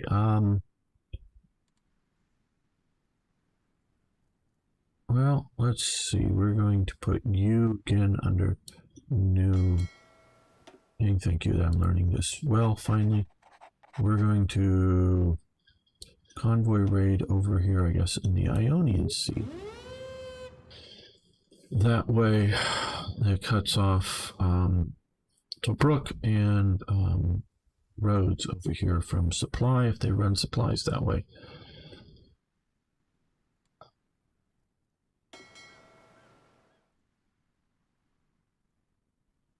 And then here we are going to again, put you into its own fleet. Let's find another sub-commander. There we go. And we're going to convoy raid up into there. That way, hopefully we will choke off supply to at least Sardinia. Hopefully.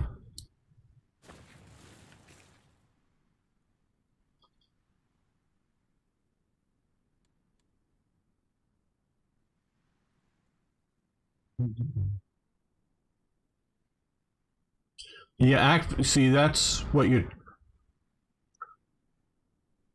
Okay. Divided command, by its definition, is not well coordinated. So you do not need to have carriers for a nation like Italy and the support of the fleet in the Mediterranean. Now, having carriers would be a benefit because the time it takes an aircraft to fly from here to here and back is going to use up a lot of its fuel. And if you have a battleship group out here, and if you have one carrier, you have immediate air support that can keep a few planes up all the time during the day, 4, 6, whatever, and they land, another ones take off. So you just always have some aircraft up if you want to, to stop any sort of surprise raid on your fleet. And then, of course, you have the ability to launch all the aircraft up and go and attack something or defend against a major attack. So a carrier, one or more carriers would be helpful to Italy. But as Alessandro is pointing out, the Regia Aeronautica has its own command structure. So, and I've read a bunch mostly about British submarine operations, but they're talking about naval operations generally in the Mediterranean, is that the Italian Air Force would come up and support the Navy, the Regia Marina. Sure, I'm butchering that pronunciation a bit. Sorry, Italians. But they would come up and support them. Absolutely. But it was not well coordinated. So you would have times when there was no air around Italian naval units. And then there was times that there was plenty of air. It just wasn't well coordinated. And of course, the Air Force, the Regia Aeronautica, is also, depending on what date you're talking about, fighting in Greece, fighting in North Africa. They're doing other things. They're sending units to fight in the Eastern Front, or they're fighting along here. They're doing all kinds of different things. And so they are, have divided responsibilities. So had you established Regia Marina Aeronautica, a specific naval air arm, like the United States Navy did, like the Japanese Navy did. The Japanese Navy and the U.S. Navy had plenty of aircraft that could never land on a carrier properly. They had no tail hooks, not set up to do any sort of, or they were really big. They were not set up to operate out of carriers, but they were under naval control to primarily do naval missions. Where I don't really believe I could be wrong, I'm not an expert on Italy, but I don't believe there was no substantial naval air force for Italy. So because Italy had a lot of float planes, but I think they were all Air Force planes. So they were still doing an Air Force job. And so that I consider coordination fleet was really well made. The doctrinal battle position, it was shown. Training exercises in Naples and Cage. Yes. They were more fleet in being as opposed to the Nelson doctrine of crushing the enemy. It was more important to keep the Navy alive as a potential threat than go out and sink it. See, the British Navy, this is not what they want to do, what I'm going to explain, but what they're willing to do. They're willing to go, we've got 4 battleships. The enemy has 4 battleships. We're going to go out and attack those 4 battleships. So long as we sink those enemy 4 battleships, we don't care if all 4 of our battleships sink, because that's the British naval philosophy. They want to go out and wreck the enemy fleet and put it on the bottom of the ocean. Now, they, of course, they don't want to lose any ships. I'm not saying they want to, but they're willing to. Now, they don't want to be defeated in the sense of have the enemy kill more ships of theirs than they killed the enemy, but they're willing to sink one for one. Where the Italian Navy was never willing to go out and sink one for one, because primarily, early on, of course, you're facing both the French and the British Navy, but even when they were just facing the British Navy, or later, they were facing the British and the American navies, they were always on a disadvantage. So they were never willing to go out and sink one for one, because Italy, being at the time particularly, being a relatively poor country and relatively bad industrially, did not have the ability to keep pumping out more battleships. They could do some light ships, and yeah, I know they were rebuilding some ships, and they were doing some, but they couldn't keep up with the production rate of Britain, let alone the production rate of America. So that it's sort of like the German fleet in World War I. It was a precious thing to the Kaiser that he didn't want to lose. Where Britain was like, hey, yeah, we'll lose our fleet so long as we sink the enemy fleet, we're good.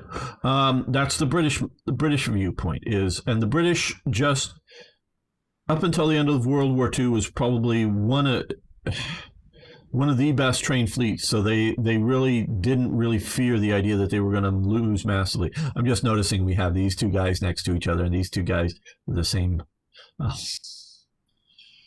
portrait. Yeah. Okay. So the doctrine is a bit different. They, with Italy as well as France, also sort of had that fleet in being. They want to keep that fleet. They don't really want to risk it until they're sure of overwhelming victory, kind of thing. And so that's sort of the problem with the Italian fleet, is they didn't want to risk it. And yes, lack of coordinated air is not a good thing. Okay. Let's also, we decided that we're going to upgrade our light artillery production. We're going to do, showed outdated, and then there we go. That's how we get that. We're going to upgrade our medium artillery production. We're going to upgrade our heavy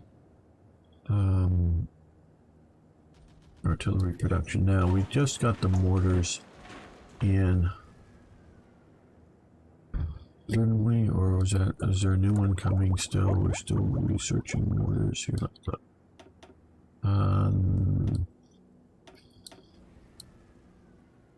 No, we got those in. Right, okay. How is our current mortar stockpile? The Brett Stokes mortar, which was basically a French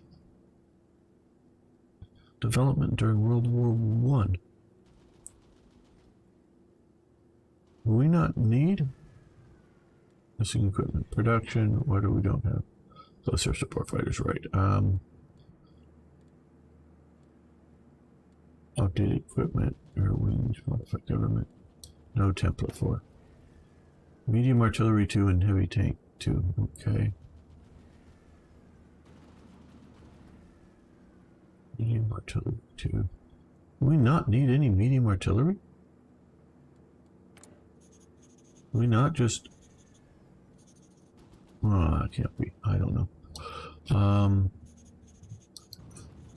But what I was wondering is I'm not seeing AT, heavy artillery, mountain artillery, infantry equipment, garrison equipment, machine guns, oh, mortars. Okay, well, we've got 10,000 mortars.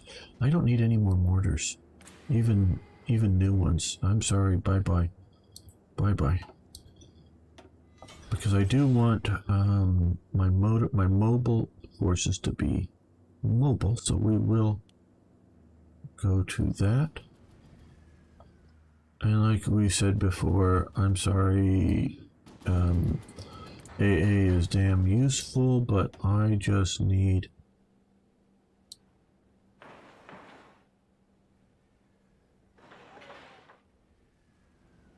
more factories. Okay, let's move.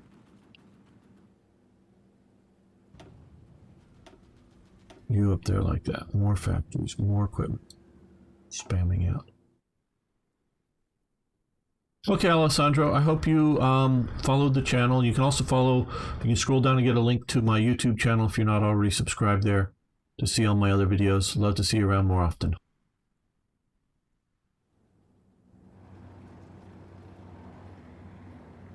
Okay, we're also going to send you down here. Once you guys are down here, we'll reorganize a bit. Bougez-vous.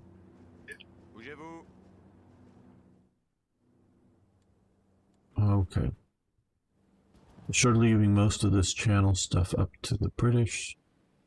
Hopefully they can do that, and we'll be operating down here.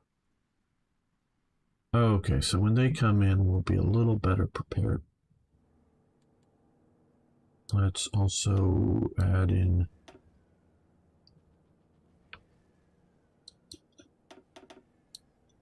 .30 here, and as we learned here, we're going to stop their operations because they're just getting slaughtered. And stop the operations. Okay.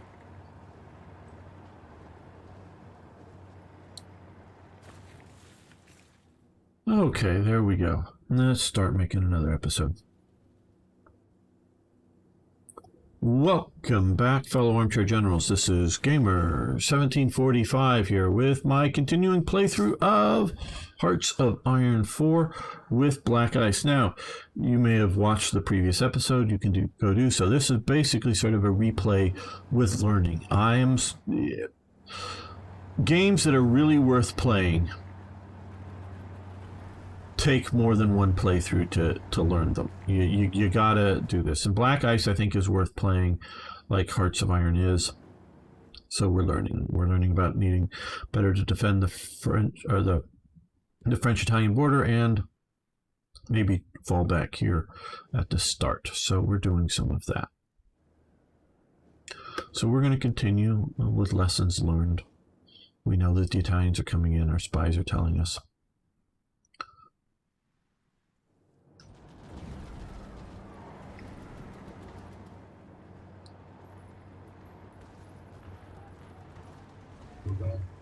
No, I want you on trains. Yes, you can cut here, but I want you on trains. Get there now. Okay, so now we have partially motorized divisions along here. Yes, you're going to come up here and be a little bit closer, Central Reserve. The Maginot Lines. Oh, I also wanted you down here. Okay, you come over to here.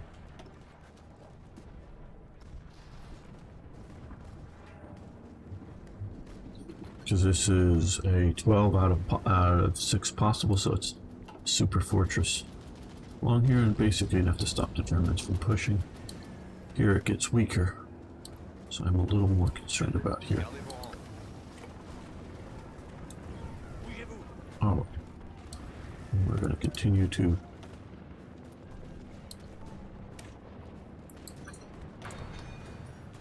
why don't you have in Morocco to reinforce the pillbox line?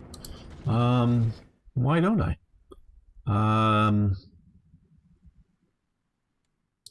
Because I only have one unit here, but I guess Division de Fez.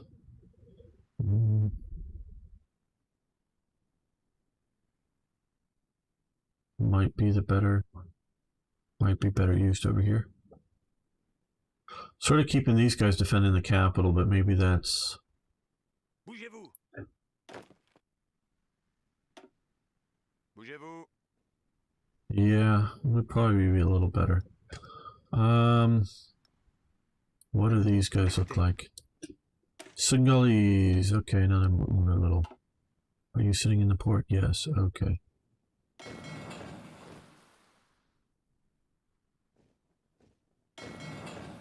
You come up there. Okay, so that will be, if I get all of them there, that'll be 4 militia divisions in each of these positions here.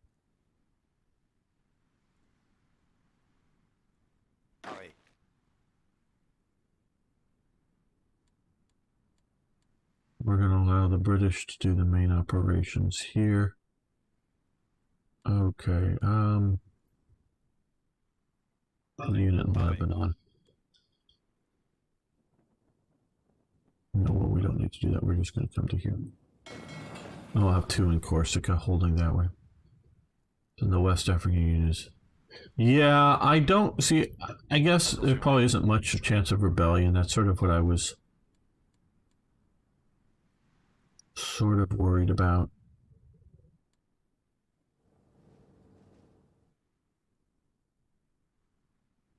I don't know. I'm even thinking maybe putting them there. Let's send you to here as well. Okay. Okay, we've learned a lot. Oh, yes. Okay, we've got.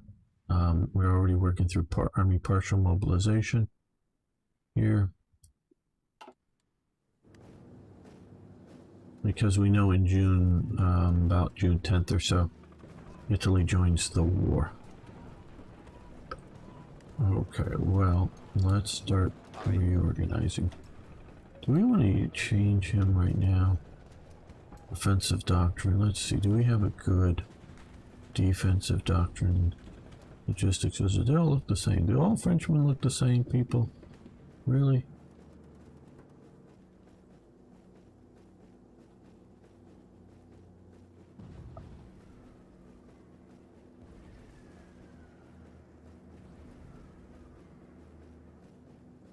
Trickster reconnaissance.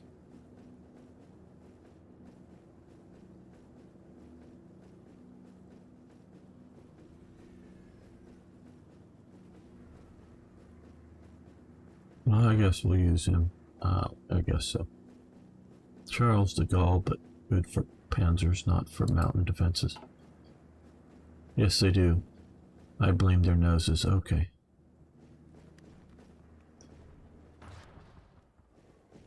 Okay, well,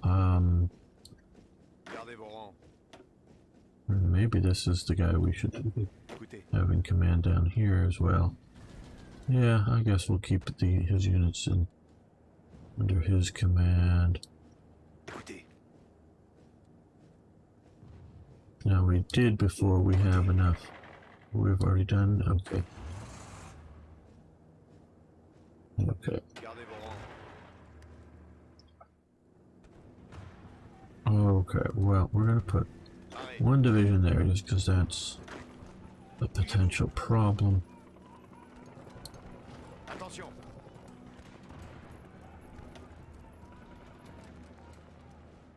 As well.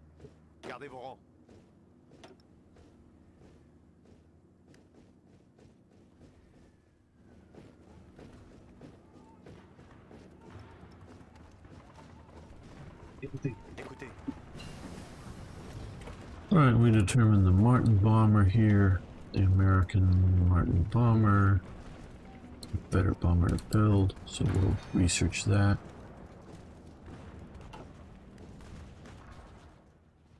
Okay, you're moving up into there, yeah, that's right.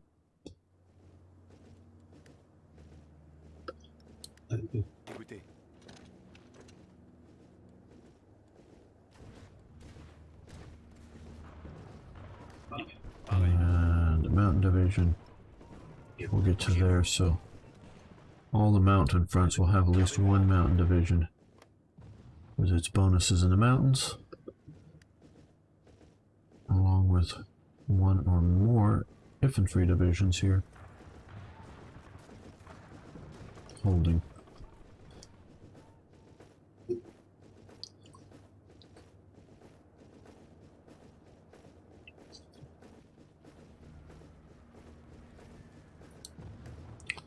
Okay, radar station. Okay, short. We'll do that. And is this enough to do? Not yet. Okay. How much do we need? Okay, 125, and we're at 123, so almost. Hello, Toy Jet. Okay, so we have 5 divisions there. 3 divisions here. That's maybe a little weak. Let's see what we can do to help that out.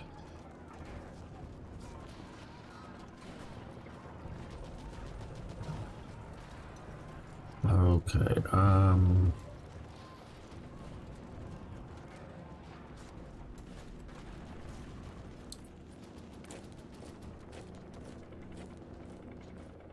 There we go, that's what we'll do to help that out. These two partially readied divisions down here as soon as possible. I guess under that guy's command.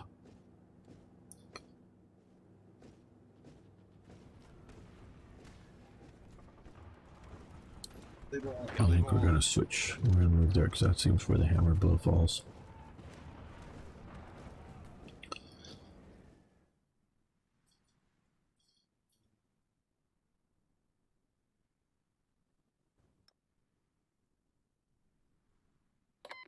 There we go.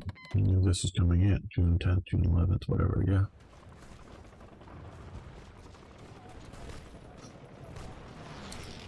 Attention. Bougez-vous. Aux ordres.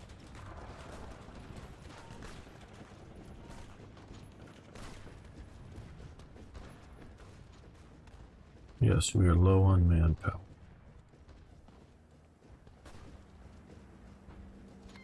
Yeah, well, so this was one of the big differences between what I'm doing here and what Toy Jet and the rest did with me.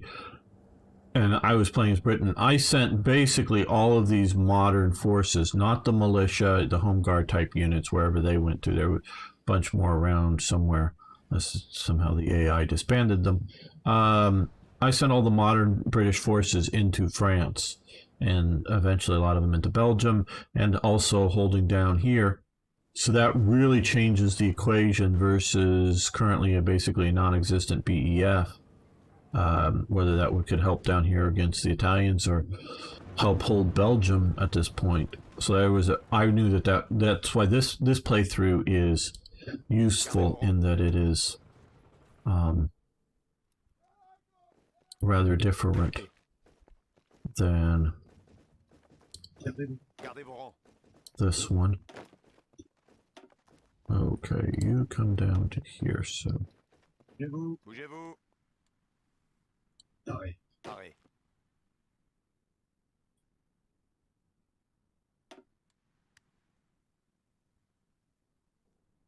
Well, our colonies really don't have much because it's, you know what? Really, do I really want one of these? You know, this is mine out here. This, yeah, I know. We get another little, yeah, they don't have much. It's not like Britain. We're already, most of these colonies are under French, you know, this is the French Republic. This isn't a colonial subdivision here.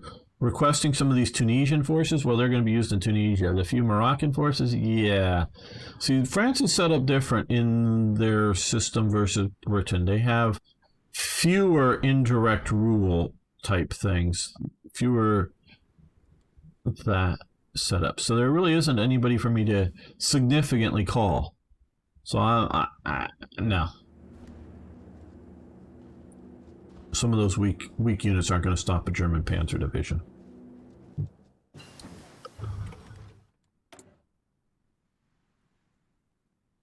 At least I don't think they will if everything else hasn't already. Political power gain, and yes, now we can do this. Partial mobilization.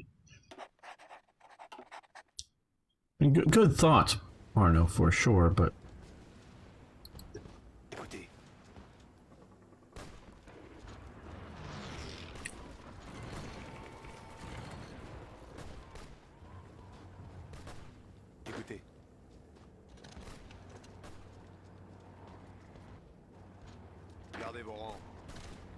oh, no, okay, you come to there. You come and reinforce down there.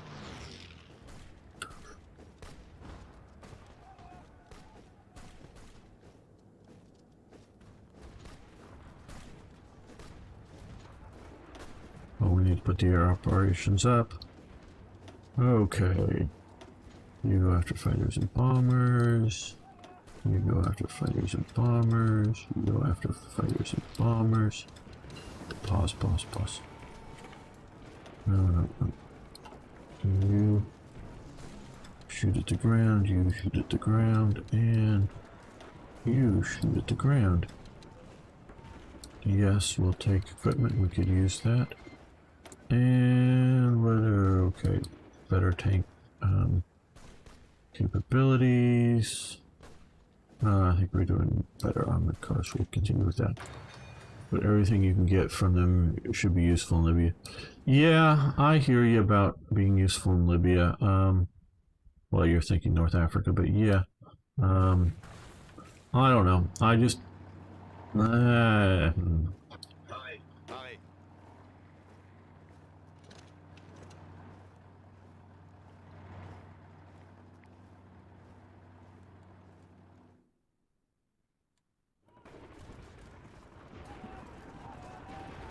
Attention.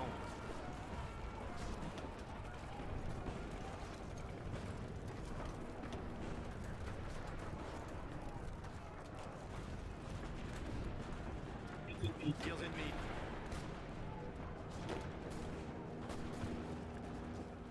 Okay, looks like we're holding out this time. So that's what it takes to deal with this. No, you're bad. Don't worry about that. It's just, I know what you meant. I mean, we're fighting on the Libyan front, but yeah, we'll let these Tunisia guys. Hopefully, they'll fall back on my units here. Okay, let's see. We sunk. Wow, 7. Oh, pause. Yeah, Kingdom of Italy joins the Axis. 7 destroyers, 1 submarine, and 2 light cruisers from Italy. How good, how good. How very good. Now, over here, nothing. That's inconclusive. Well, let's look at our naval now that we've excluded some zones. Okay, good. You see, most of our... Still coming out of here, which we could exclude this to try to force everything out here. You know, just general. They'll still put direct needs into where you need to go under my current thing. But yeah, we got most of the stuff because we're going all the way out around here to, if we need to get to here. Okay. Yeah, there we go. That's a good setting. And yeah, the Italian Navy may end up dominating here. Okay, now we're doing a little better here. He's got 1 division in reserve. Hopefully he'll call it in before they collapse.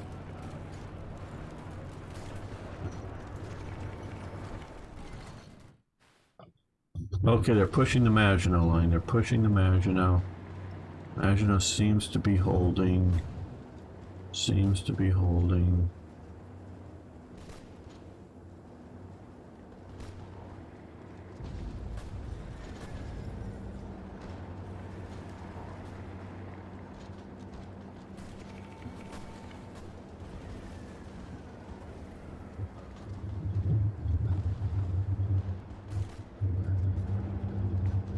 There, I'm a little worried about. Okay, Guderian. What we're going to do is we're going to send 1 of these divisions over here. 2 divisions along most of the Maginot Line that has the Rhine River. Okay, they're giving up, so you stay where you're at. We don't want to weaken other spots too much.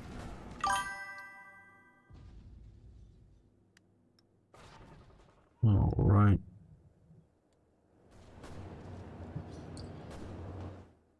Now this, and they pulled off they stopped the attack after a while, but this was actually a decent maneuver by the AI because it sort of says, don't send too much down here because we can push you up here, kind of thing. Now they pushed the Belgians back to just in front of the river. Oh no, what I'm doing? No. Stay here. I didn't need to move you there.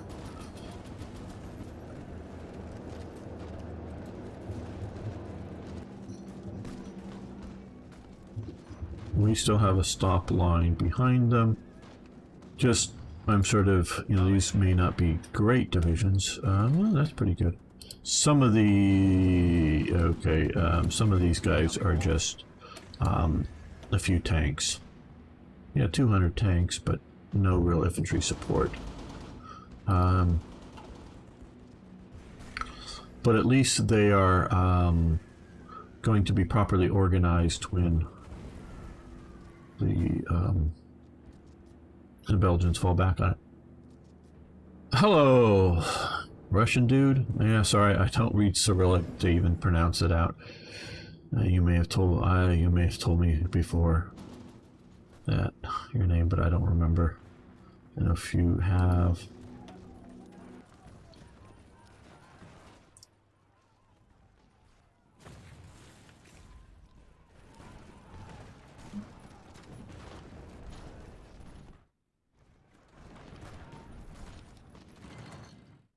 these two have fully stopped any Italian attacks across there. Okay, they're pushed up there. Hopefully you guys will fall back on my defense line. And part of the whole idea is that if I can defend here well enough, now this is in the desert, but if the Italians are in the desert and starving, that's good. Want to be sinking their convoys. No convoys are being sunk yet. Okay, well, we lost 2 French, 3 British, and 1 Polish submarine, and sunk an Italian convoy. He, well, that picture at least comes from one of the leaders of Decima X. Lost a convoy there, we did, and lost another convoy there. We're supposed to have patrols out here, don't we? Don't we? Yes, okay. I guess lost another convoy.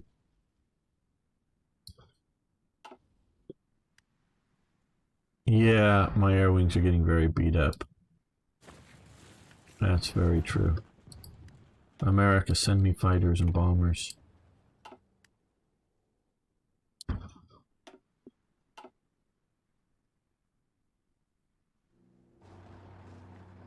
Okay, good. Yeah, fall back your troops before you totally lose them. Fall back on my defensive line here. Because your reserves will be useful. Now I'm going to move troops to Africa Equatorial France to here. That way he can move to reinforce either here or here, but probably not fast enough to do any good, but still that's my thoughts. Because I don't know where they're going to think they can push our best.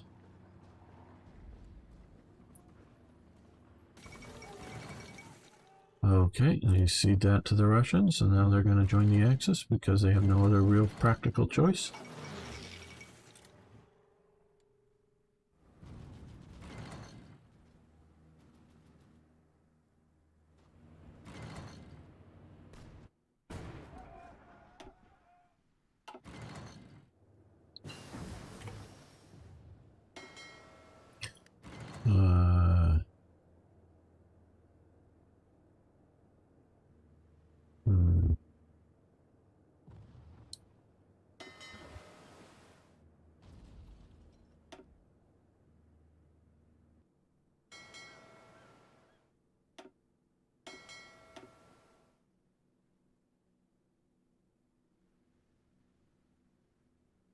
Yep, let's just stick on a generic French admiral, and we're going to have the subs out here going as well, looking for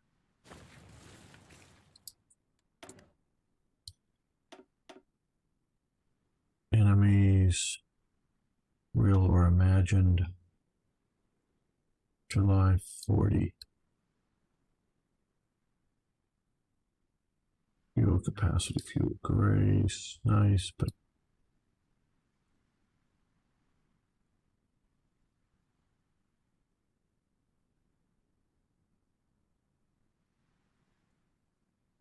divisional attrition reduced would be nice. We'll do that.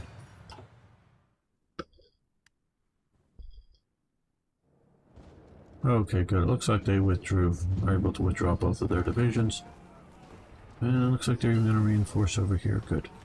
Forward basing with the naval doctrine. Good. That was there.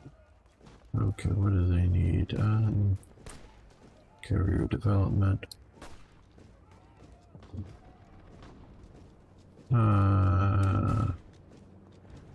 Okay. Oh, stop. Hunter killer. That looks like a good. Going after submarines. Yeah. Going after some Italian submarines might be useful. The Germans are attacking again. Are they? Yes, they are. Thank you. Okay, this is a bit where we... Okay, they've got us pinned there. Pushing here.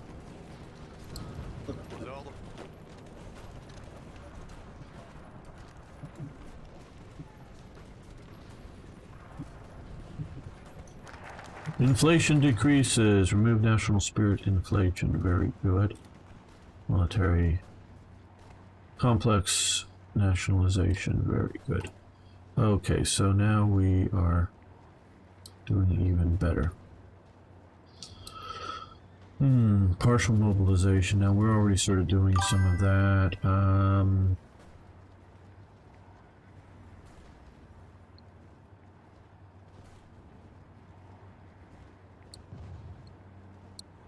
Colonial troops gain national desert equipment, which grants heat. That could be useful. Foreign Legion. Doctrines. Well, we don't need a lot of doctrine research. Which grants non-core manpower plus stability -3. I don't want to reduce my stability, not even a little bit. I'm already going down. Okay.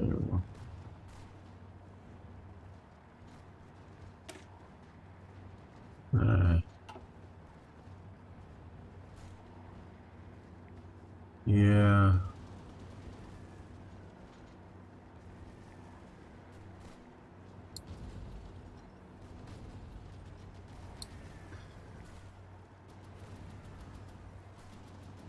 Oil in the Sahara. Nice, and we could use more oil. More fuel, I should say.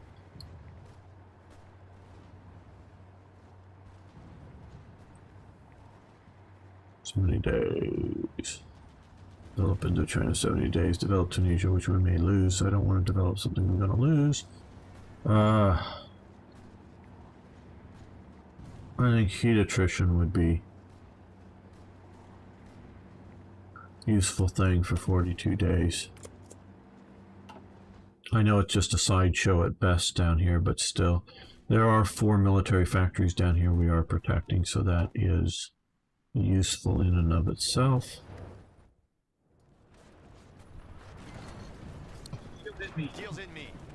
Yeah, I think these guys are going to hold out. I don't know why they're using Guderian for attacking. Von Manstein would probably be better for fort attacks.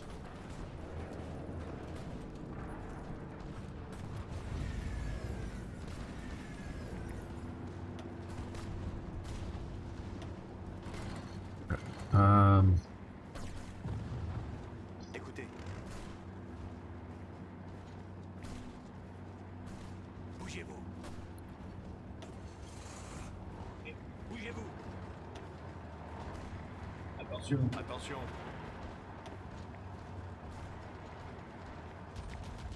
They're already pushing on the Rhine line, well, no, the Meuse or whatever this is through here.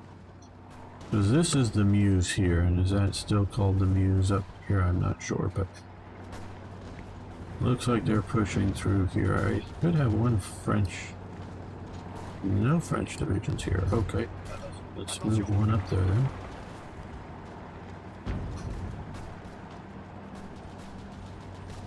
We may have already had to fall back, but we'll get him up to the front, hopefully. Hopefully reasonably. Yeah, he did fall back, I can tell. Okay. Hopefully keep them from turning that river flank. Okay, we're so our better anti-tank guns. I think we figured out we don't need anti-tank guns in production though. Let's check that again. Yeah, we've got a lot.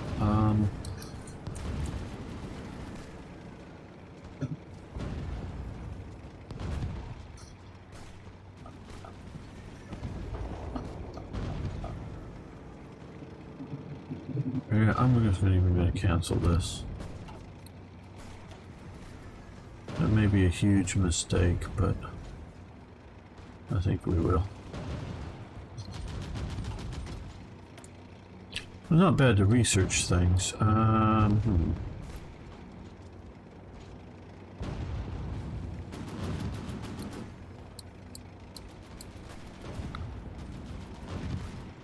This will help all, but it's 93 days.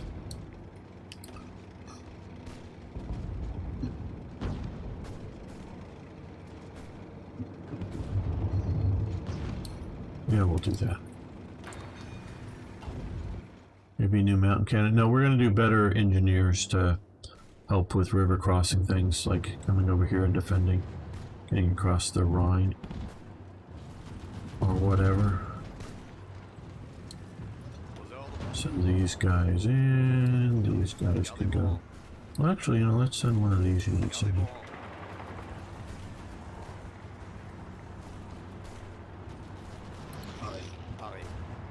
We'll send you up to there.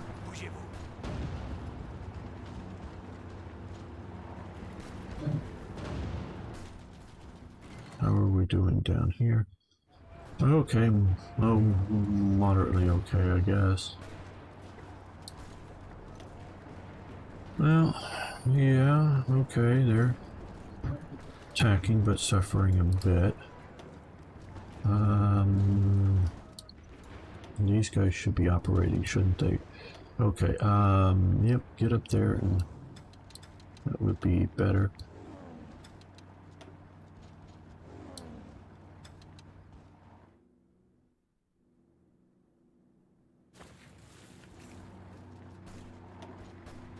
They're about ready to, well, he's about ready to collapse, but...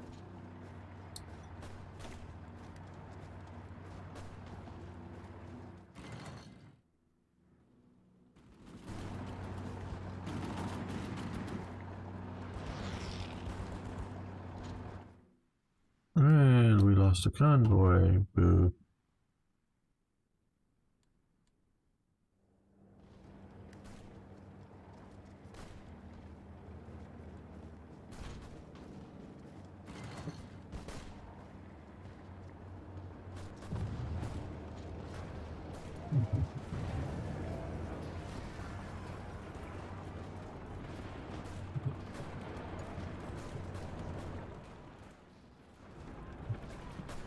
Well, at least we're holding out here fairly well.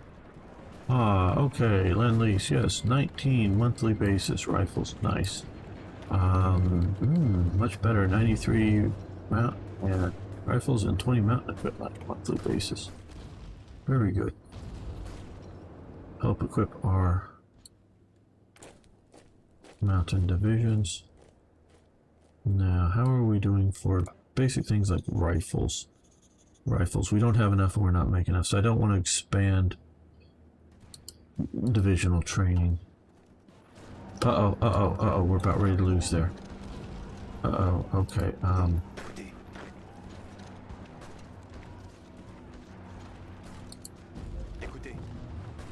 hold on, just a little bit longer, hold on. Maybe a lot longer, no, damn. Damn. Okay, you go right back in there. You support that attack. We gotta push him back out or we've lost it. Inattention by me. I just don't trust the AI enough to let it manage it.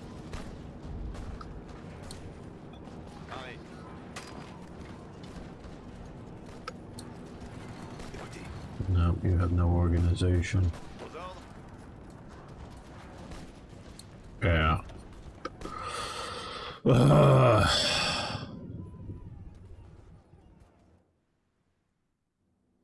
Yeah, we have the... Oh, and we just lost here. Okay. Well...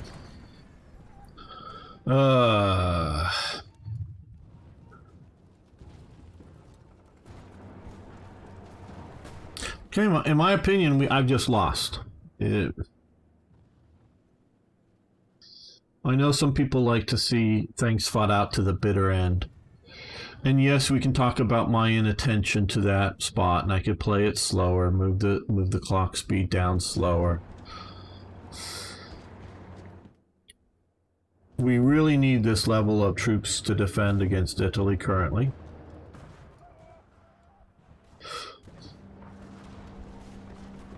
If I'm not and this line has just been, Liège has just been broached, and that's a fortified, it'll only one level, true, but this is lost here. I'm not going to be able to hold, I think they screwed the map up, I don't know. We got level 2 forts along here. I'm not going to be able to hold this without the reserves that I had here. And now that they're able to, because we can look here and see, we're in terrible shape. They're pushing with just one division, but they're going to be able to push with some of those panzer divisions right there into the mountains here. So they're breaching the Maginot. My friends, it's done. There's no point in continuing fighting because, yeah, I have this sort of reserve back here, but without the goddamn British,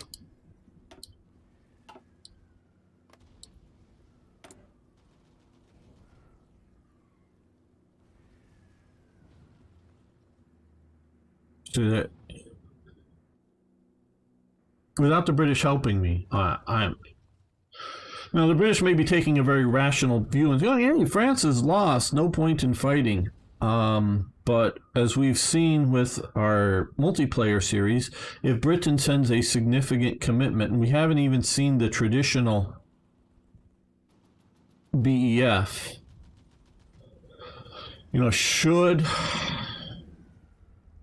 Black Ice create an event that goes, here's a BEF, France, if that's probably what they should do. They should probably have because the BEF was strategically, not tactically, but strategically under French command. It wasn't really until the withdrawal at Dunkirk did Britain start pulling its forces back under its own command, including the Dunkirk withdrawal as well. I think it was the 51st Highland Division gets captured by the Germans because they're way too deep in, but they start pulling other units that are holding other parts of France out to the coast after Dunkirk falls, out through Le Havre or Cherbourg or whatever. They're withdrawing as much as they can, and the French are going, what, you're abandoning us? Yes, at that point they're abandoning them. But up until that point, strategically, the BEF was under French command. They went where the French told them to go. If they should have, and maybe there's a national focus here I just didn't see or get to, it would probably be under here. Well, we did all the go with Britain stuff, but they should have a thing that's get BEF under your control, because with a BEF, British Expeditionary Force, we could do better. I also believe, and this is my evaluation, the French army is too weak. Now, and too weak is a vague word, is too small. The French army was considerably larger. Now, the way I would make France, and yes, have a way for a human. Okay, I'm backing up again. I know I do this a lot. You have two basic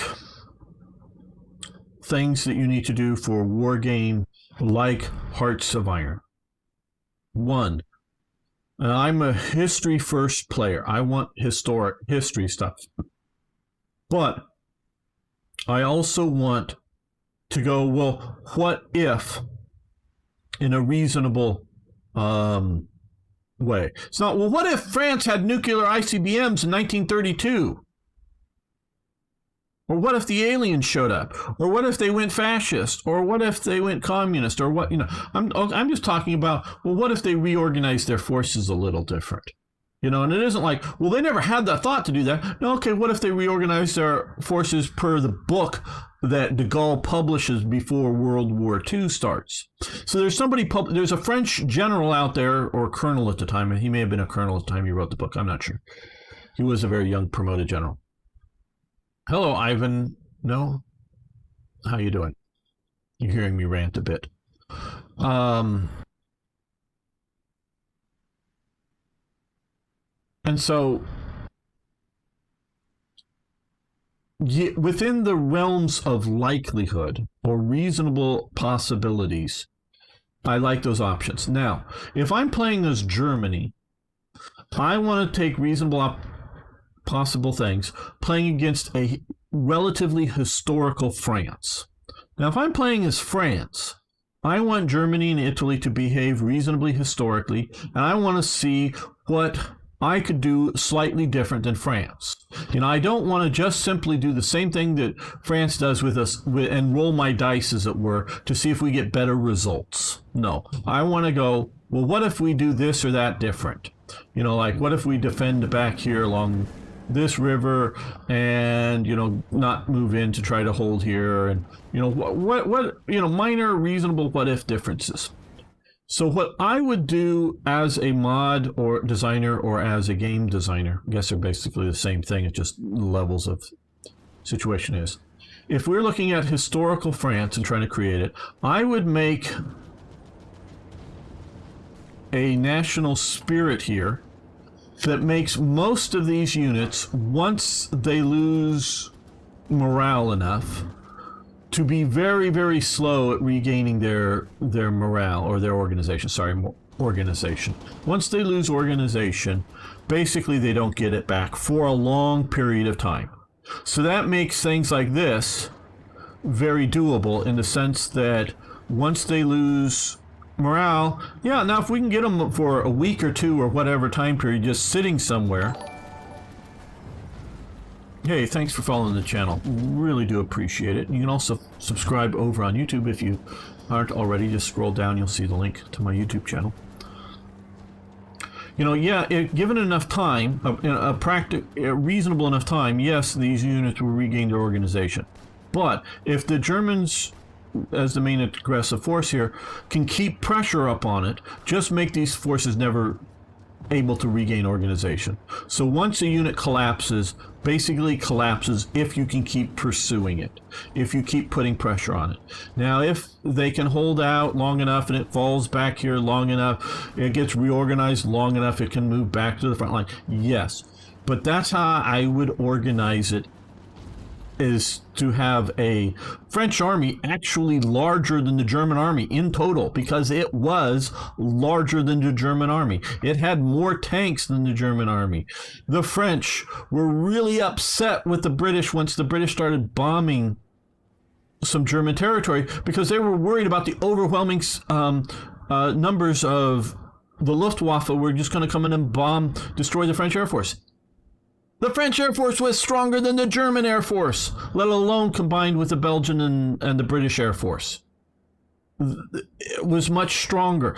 And a lot of the French aircraft, and especially the British aircraft, were very new aircraft. They weren't just out-of-date aircraft. Now, the Germans had a much better, tighter command and control of the aircraft, so that particularly the French were sort of wandering around with their aircraft, almost literally flying in squadrons looking for the Germans. Are they out here somewhere? Can we find them anywhere? They're wandering around. Now, the British don't have radar in France. They've got radar back here, and they're able to, vector all of the aircraft that they currently have against any invading force. Where the Belgians and the French particularly, we're just sort of flying around in squadron-sized formations. Oh, there's some bombers, let's go get them, and then get jumped by. Where the Germans are coordinating their air attacks. They are like, here are the air bases. We're going to go bomb the air bases and strafe them with fighters. Or we're going to, coordinate attacks on the, with our ground forces. They were a coordinated force. So a smaller air force that is maybe some better equipment, because yes, the 109 and the 190 that comes out is probably a bit better than most of the French fighters. Probably. I'm not a good expert on the French fighters. I do know there were some relatively decent ones up there. Now, the Spitfire is different but about the same level as the 109 and the Focke-Wulf 190. So that you have good, and even the Hawker Hurricanes are up there with them in quality. And we're seeing a little bit of British air here, I've noticed. We can see some that, no, that's a French aircraft. I thought I saw a Spitfire up here. There's a Spitfire there. I think it's supposed to be, I'm not sure. But, so, France really does have the military equipment advantage, the troop number advantage. But I don't feel it here. I don't think we do. And this is even with after full mobilization and then demobilizing when nothing really happens. I don't know, 20% of the army, just because they over-mobilized, that France has a much better case. So if a human player is playing, have national focuses that are only available to human player, and you can do that in the coding, and go, oh, okay, you can, do, I don't know, maybe it would be over here in the military, army reforms and whatnot, and get rid of the inability to reorganize your forces, get rid of some of the penalties for, not being under, good mobilization. And I think some of this took me a lot of time to get these going through here, that you should just get political power. Well, eBag, they know who I am. I post there. They get upset with me. They got upset with me now a few series ago. Really, the Total War people got really upset with me with my criticisms of their mod. I mean, basically to the point that some of them say, please stop playing our mod. Well, I'm upset with the mod, so I'm stopping, but you telling me to stop playing the mod because I think what you're doing is junk. I dislike, at least last I played it. Now they could have totally revamped it and made it great now, but I totally disliked the you can see some of my rants on the Total War mod. So yeah, I know the Black Ice team. Daruk, who isn't particularly active in Black Ice at the moment, watches a fair amount of my videos, and a good friend of mine, and I keep blanking on names, from Romania. Okay, I'm blanking on his name. I know who he is, but sorry, I'm blanking on the name right now. Who's joined the Black? They know who I am. I got friends on the thing. This is my Django. That's it, right? Thank you, Arno. Yep, Django. Thank you. I know who I'm talking about. I just, as Arno and people who routinely watch my stuff, I for some reason on proper names, I'll sometimes just blank on it, and it's nothing to do with how well I know somebody or something. And so yeah, and it's because the Total War mod. What I disliked about it is they added a huge, what really sort of got me raging, and at least one of the things I remember, they added huge amounts of forts around these areas just to make it tougher for Germany to win. Make it more challenging. Well, I'm not looking for a more challenging game. I'm looking for a historically based game. And then I'm saying here in my, rant here, if you will, is the reasonable what ifs. France creates their first proper armored division, not their first armored force, because we can look here. They had things like this, okay? Cuirassiers, where you call it a division or regiment or whatever, or brigade. They had some of these things. They... is this an armored division? Okay, they have some cavalry tanks and some motorized infantry, but is that really a division? I mean, I know it says a division up here, but I really don't think we would call this a proper division. It is what's this, sort of maybe a brigade strength or just a regimental strength force here. They had things like this that were sort of under the cavalry, because these are cavalry tanks, and yes, they had motorized infantry as part of these forces, and they had artillery, yes, and anti-tank guns, yes. But their first proper sort of division, like we think of like a panzer division, a proper armored division, was commanded by de Gaulle, and it was created correct me anybody that I'm sure I'm getting some details wrong, but it's basically created after the start of the war. Now, before Fall Gelb starts and the German invasion, but it is not a long historied, well-trained, well-organized force. It's after 39, during the winter. They go, oh shit, we just watched Poland get crushed by these new armored divisions, because armored divisions properly have lots of infantry, lots of artillery, and are motorized and can really move and flow. So France is starting to experiment by giving de Gaulle, who's asked for this for years before, I think in 1936 or 37 he writes his book, but he's agitating for it before.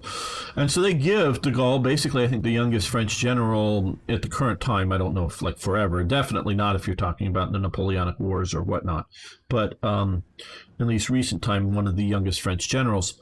So they do sort of recognize that he's special. Now he's agitating, so he's upsetting people. So that never, it always creates some level of enemies, but even his enemies may know that he's sort of kind of has some good ideas, but do we actually do them? So France doesn't have armored divisions, but they have the equipment for the armored division.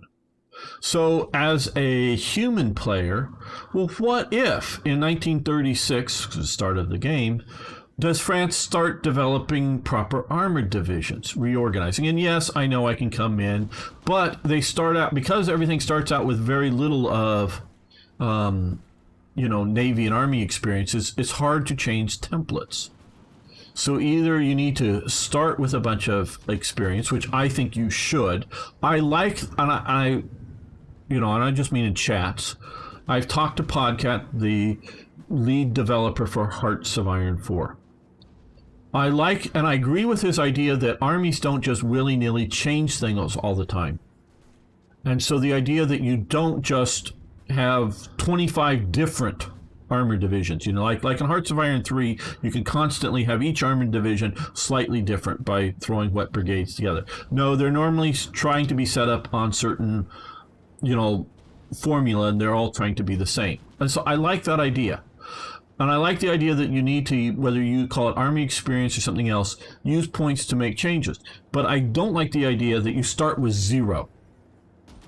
Yes, I know some national focuses here will, Navy experience plus 25%, whatever that, well, this would have, I don't know, some of these do, give Navy or whatever, or Army experience. So yeah, some of these do throw in you a little bit of stuff to do some changes.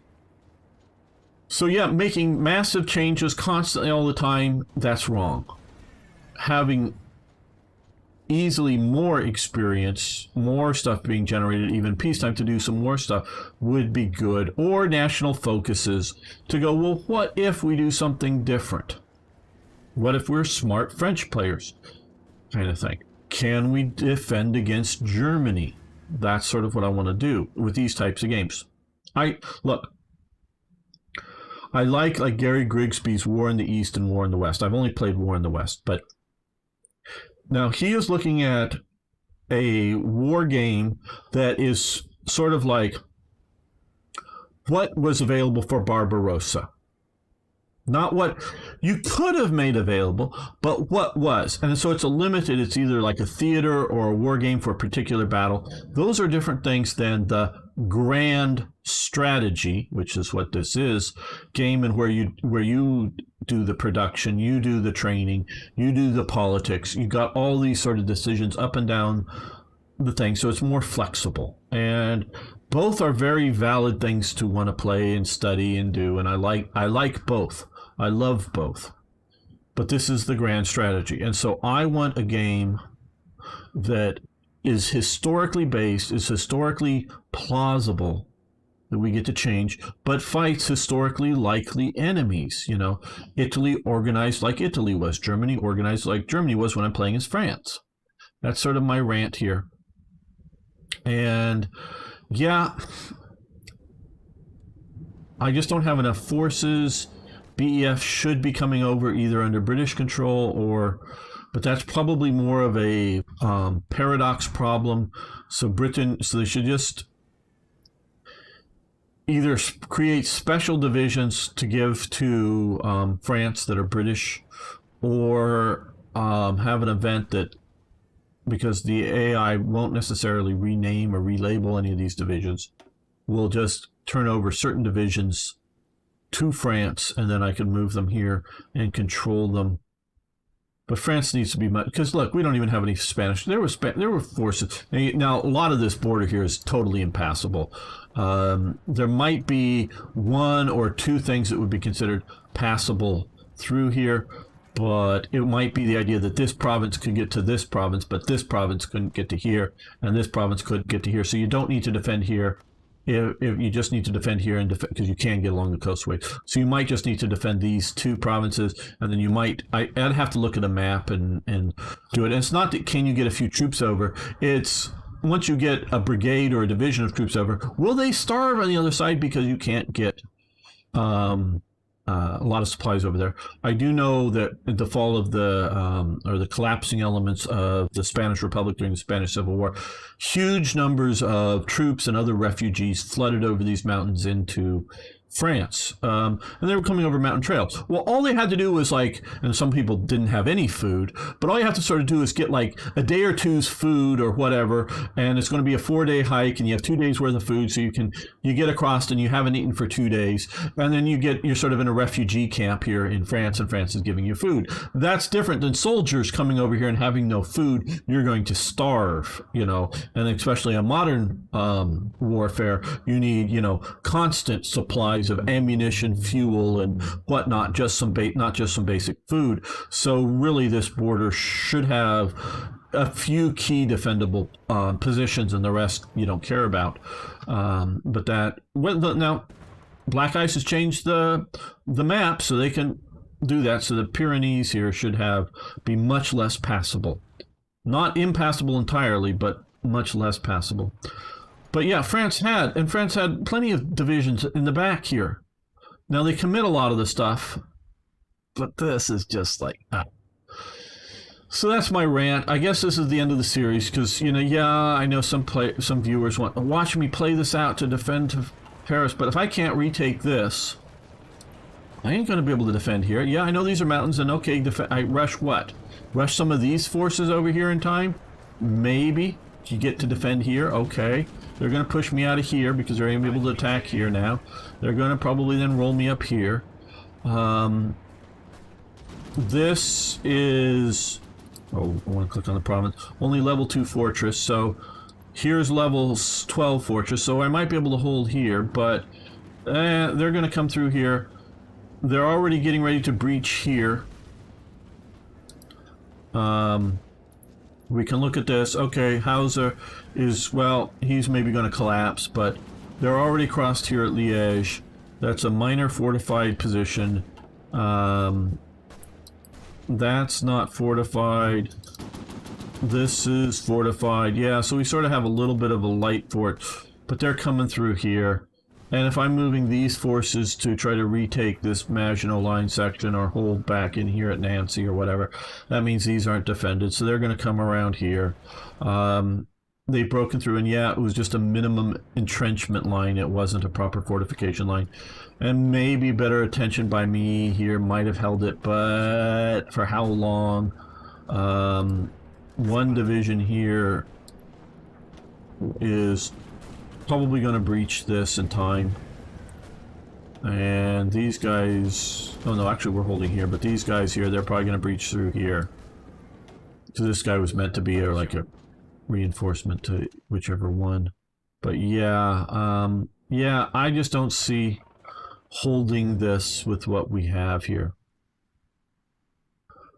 Okay, here's a thought. Restart the playthrough and go via the De Gaulle strategy. Okay.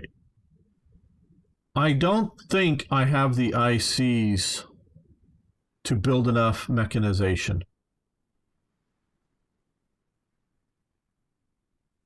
I don't think so. And it'd be, yeah, restart. And it keeps me from doing fortifications.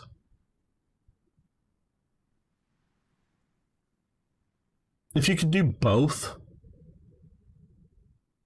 which is not impossible, but France is very for that. But you just have to use the colonies for that. Yeah. Yeah. I don't know. Not for my next playthrough, Arno. Not for my next playthrough. I don't know what I'm going to do next Saturday for games, whether it's going to be Black Ice or some other mod. I really wish... Oh, hey, guys, there's a few of you here. If you want to go over to my channel, I'd really love it if you go to my channel and check out a video I did on Star Wars The Mandalorian. It's just a 12-minute video. If you would watch that and give that a thumbs up on my YouTube channel, appreciate it. If you haven't already, please do so. Just thought of that, asking for a favor. Yeah, but I hear you, Arno, about building the fortifications, and I'm not disagreeing with you on that, but I'm looking at... Especially if we're doing more motorization and more armor. Do I build fortifications and not build factories? You know, yeah, I hear you. I would want to do it. But I'm giving up so much, you know, I'm out of fuel already. And so do I shove a bunch more? You know, we already have... What is this? 4 factories right now. You know, do I build up more fuel reserves?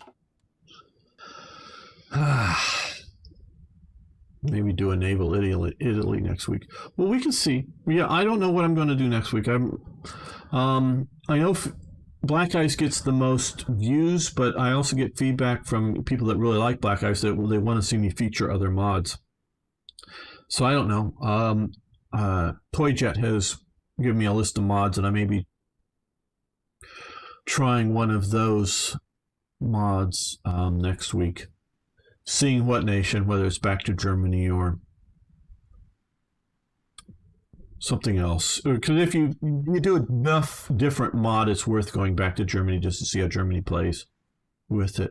It's not just doing the same thing over and over again. It's looking at that. So yeah, I guess this is the end of this series. I'm willing to revisit this at some time, Arno, and like you say, tried it with the De Gaulle plan, but I don't see it now. No, I haven't yet, Toyjet. I will be in the next day or two. Ari was pushing for the World War Bruh mod, so I'm going to take a look at that.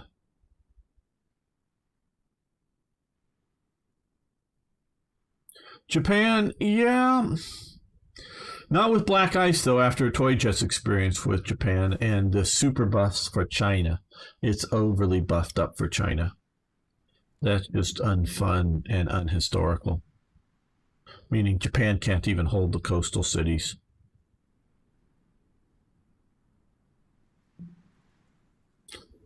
So I don't know what it would be with if I do Japan. I don't dislike playing as Japan. Oh, we sunk a convoy for loss of 3 subs and lost a sub. Because Britain isn't doing any of their job out here. They don't have any naval air out to sink the Italian fleet or their own fleets out here. Yeah, just us. Now, the Brits are sort of sailing around here a bit, yes, and they're going after the Italians are being more aggressive out here than the Germans. So yeah, thanks everyone. I think this will be the end of the stream as well as the series for today, just because I'm not really prepared to play anything else at the moment. Yeah, that's an idea. I may do another poll on what mods they want to see. That's a good idea, Arno. I'll make a post and do a poll. That's very good. I should do more of those posts and do that. Okay, thanks everyone. I really do appreciate it.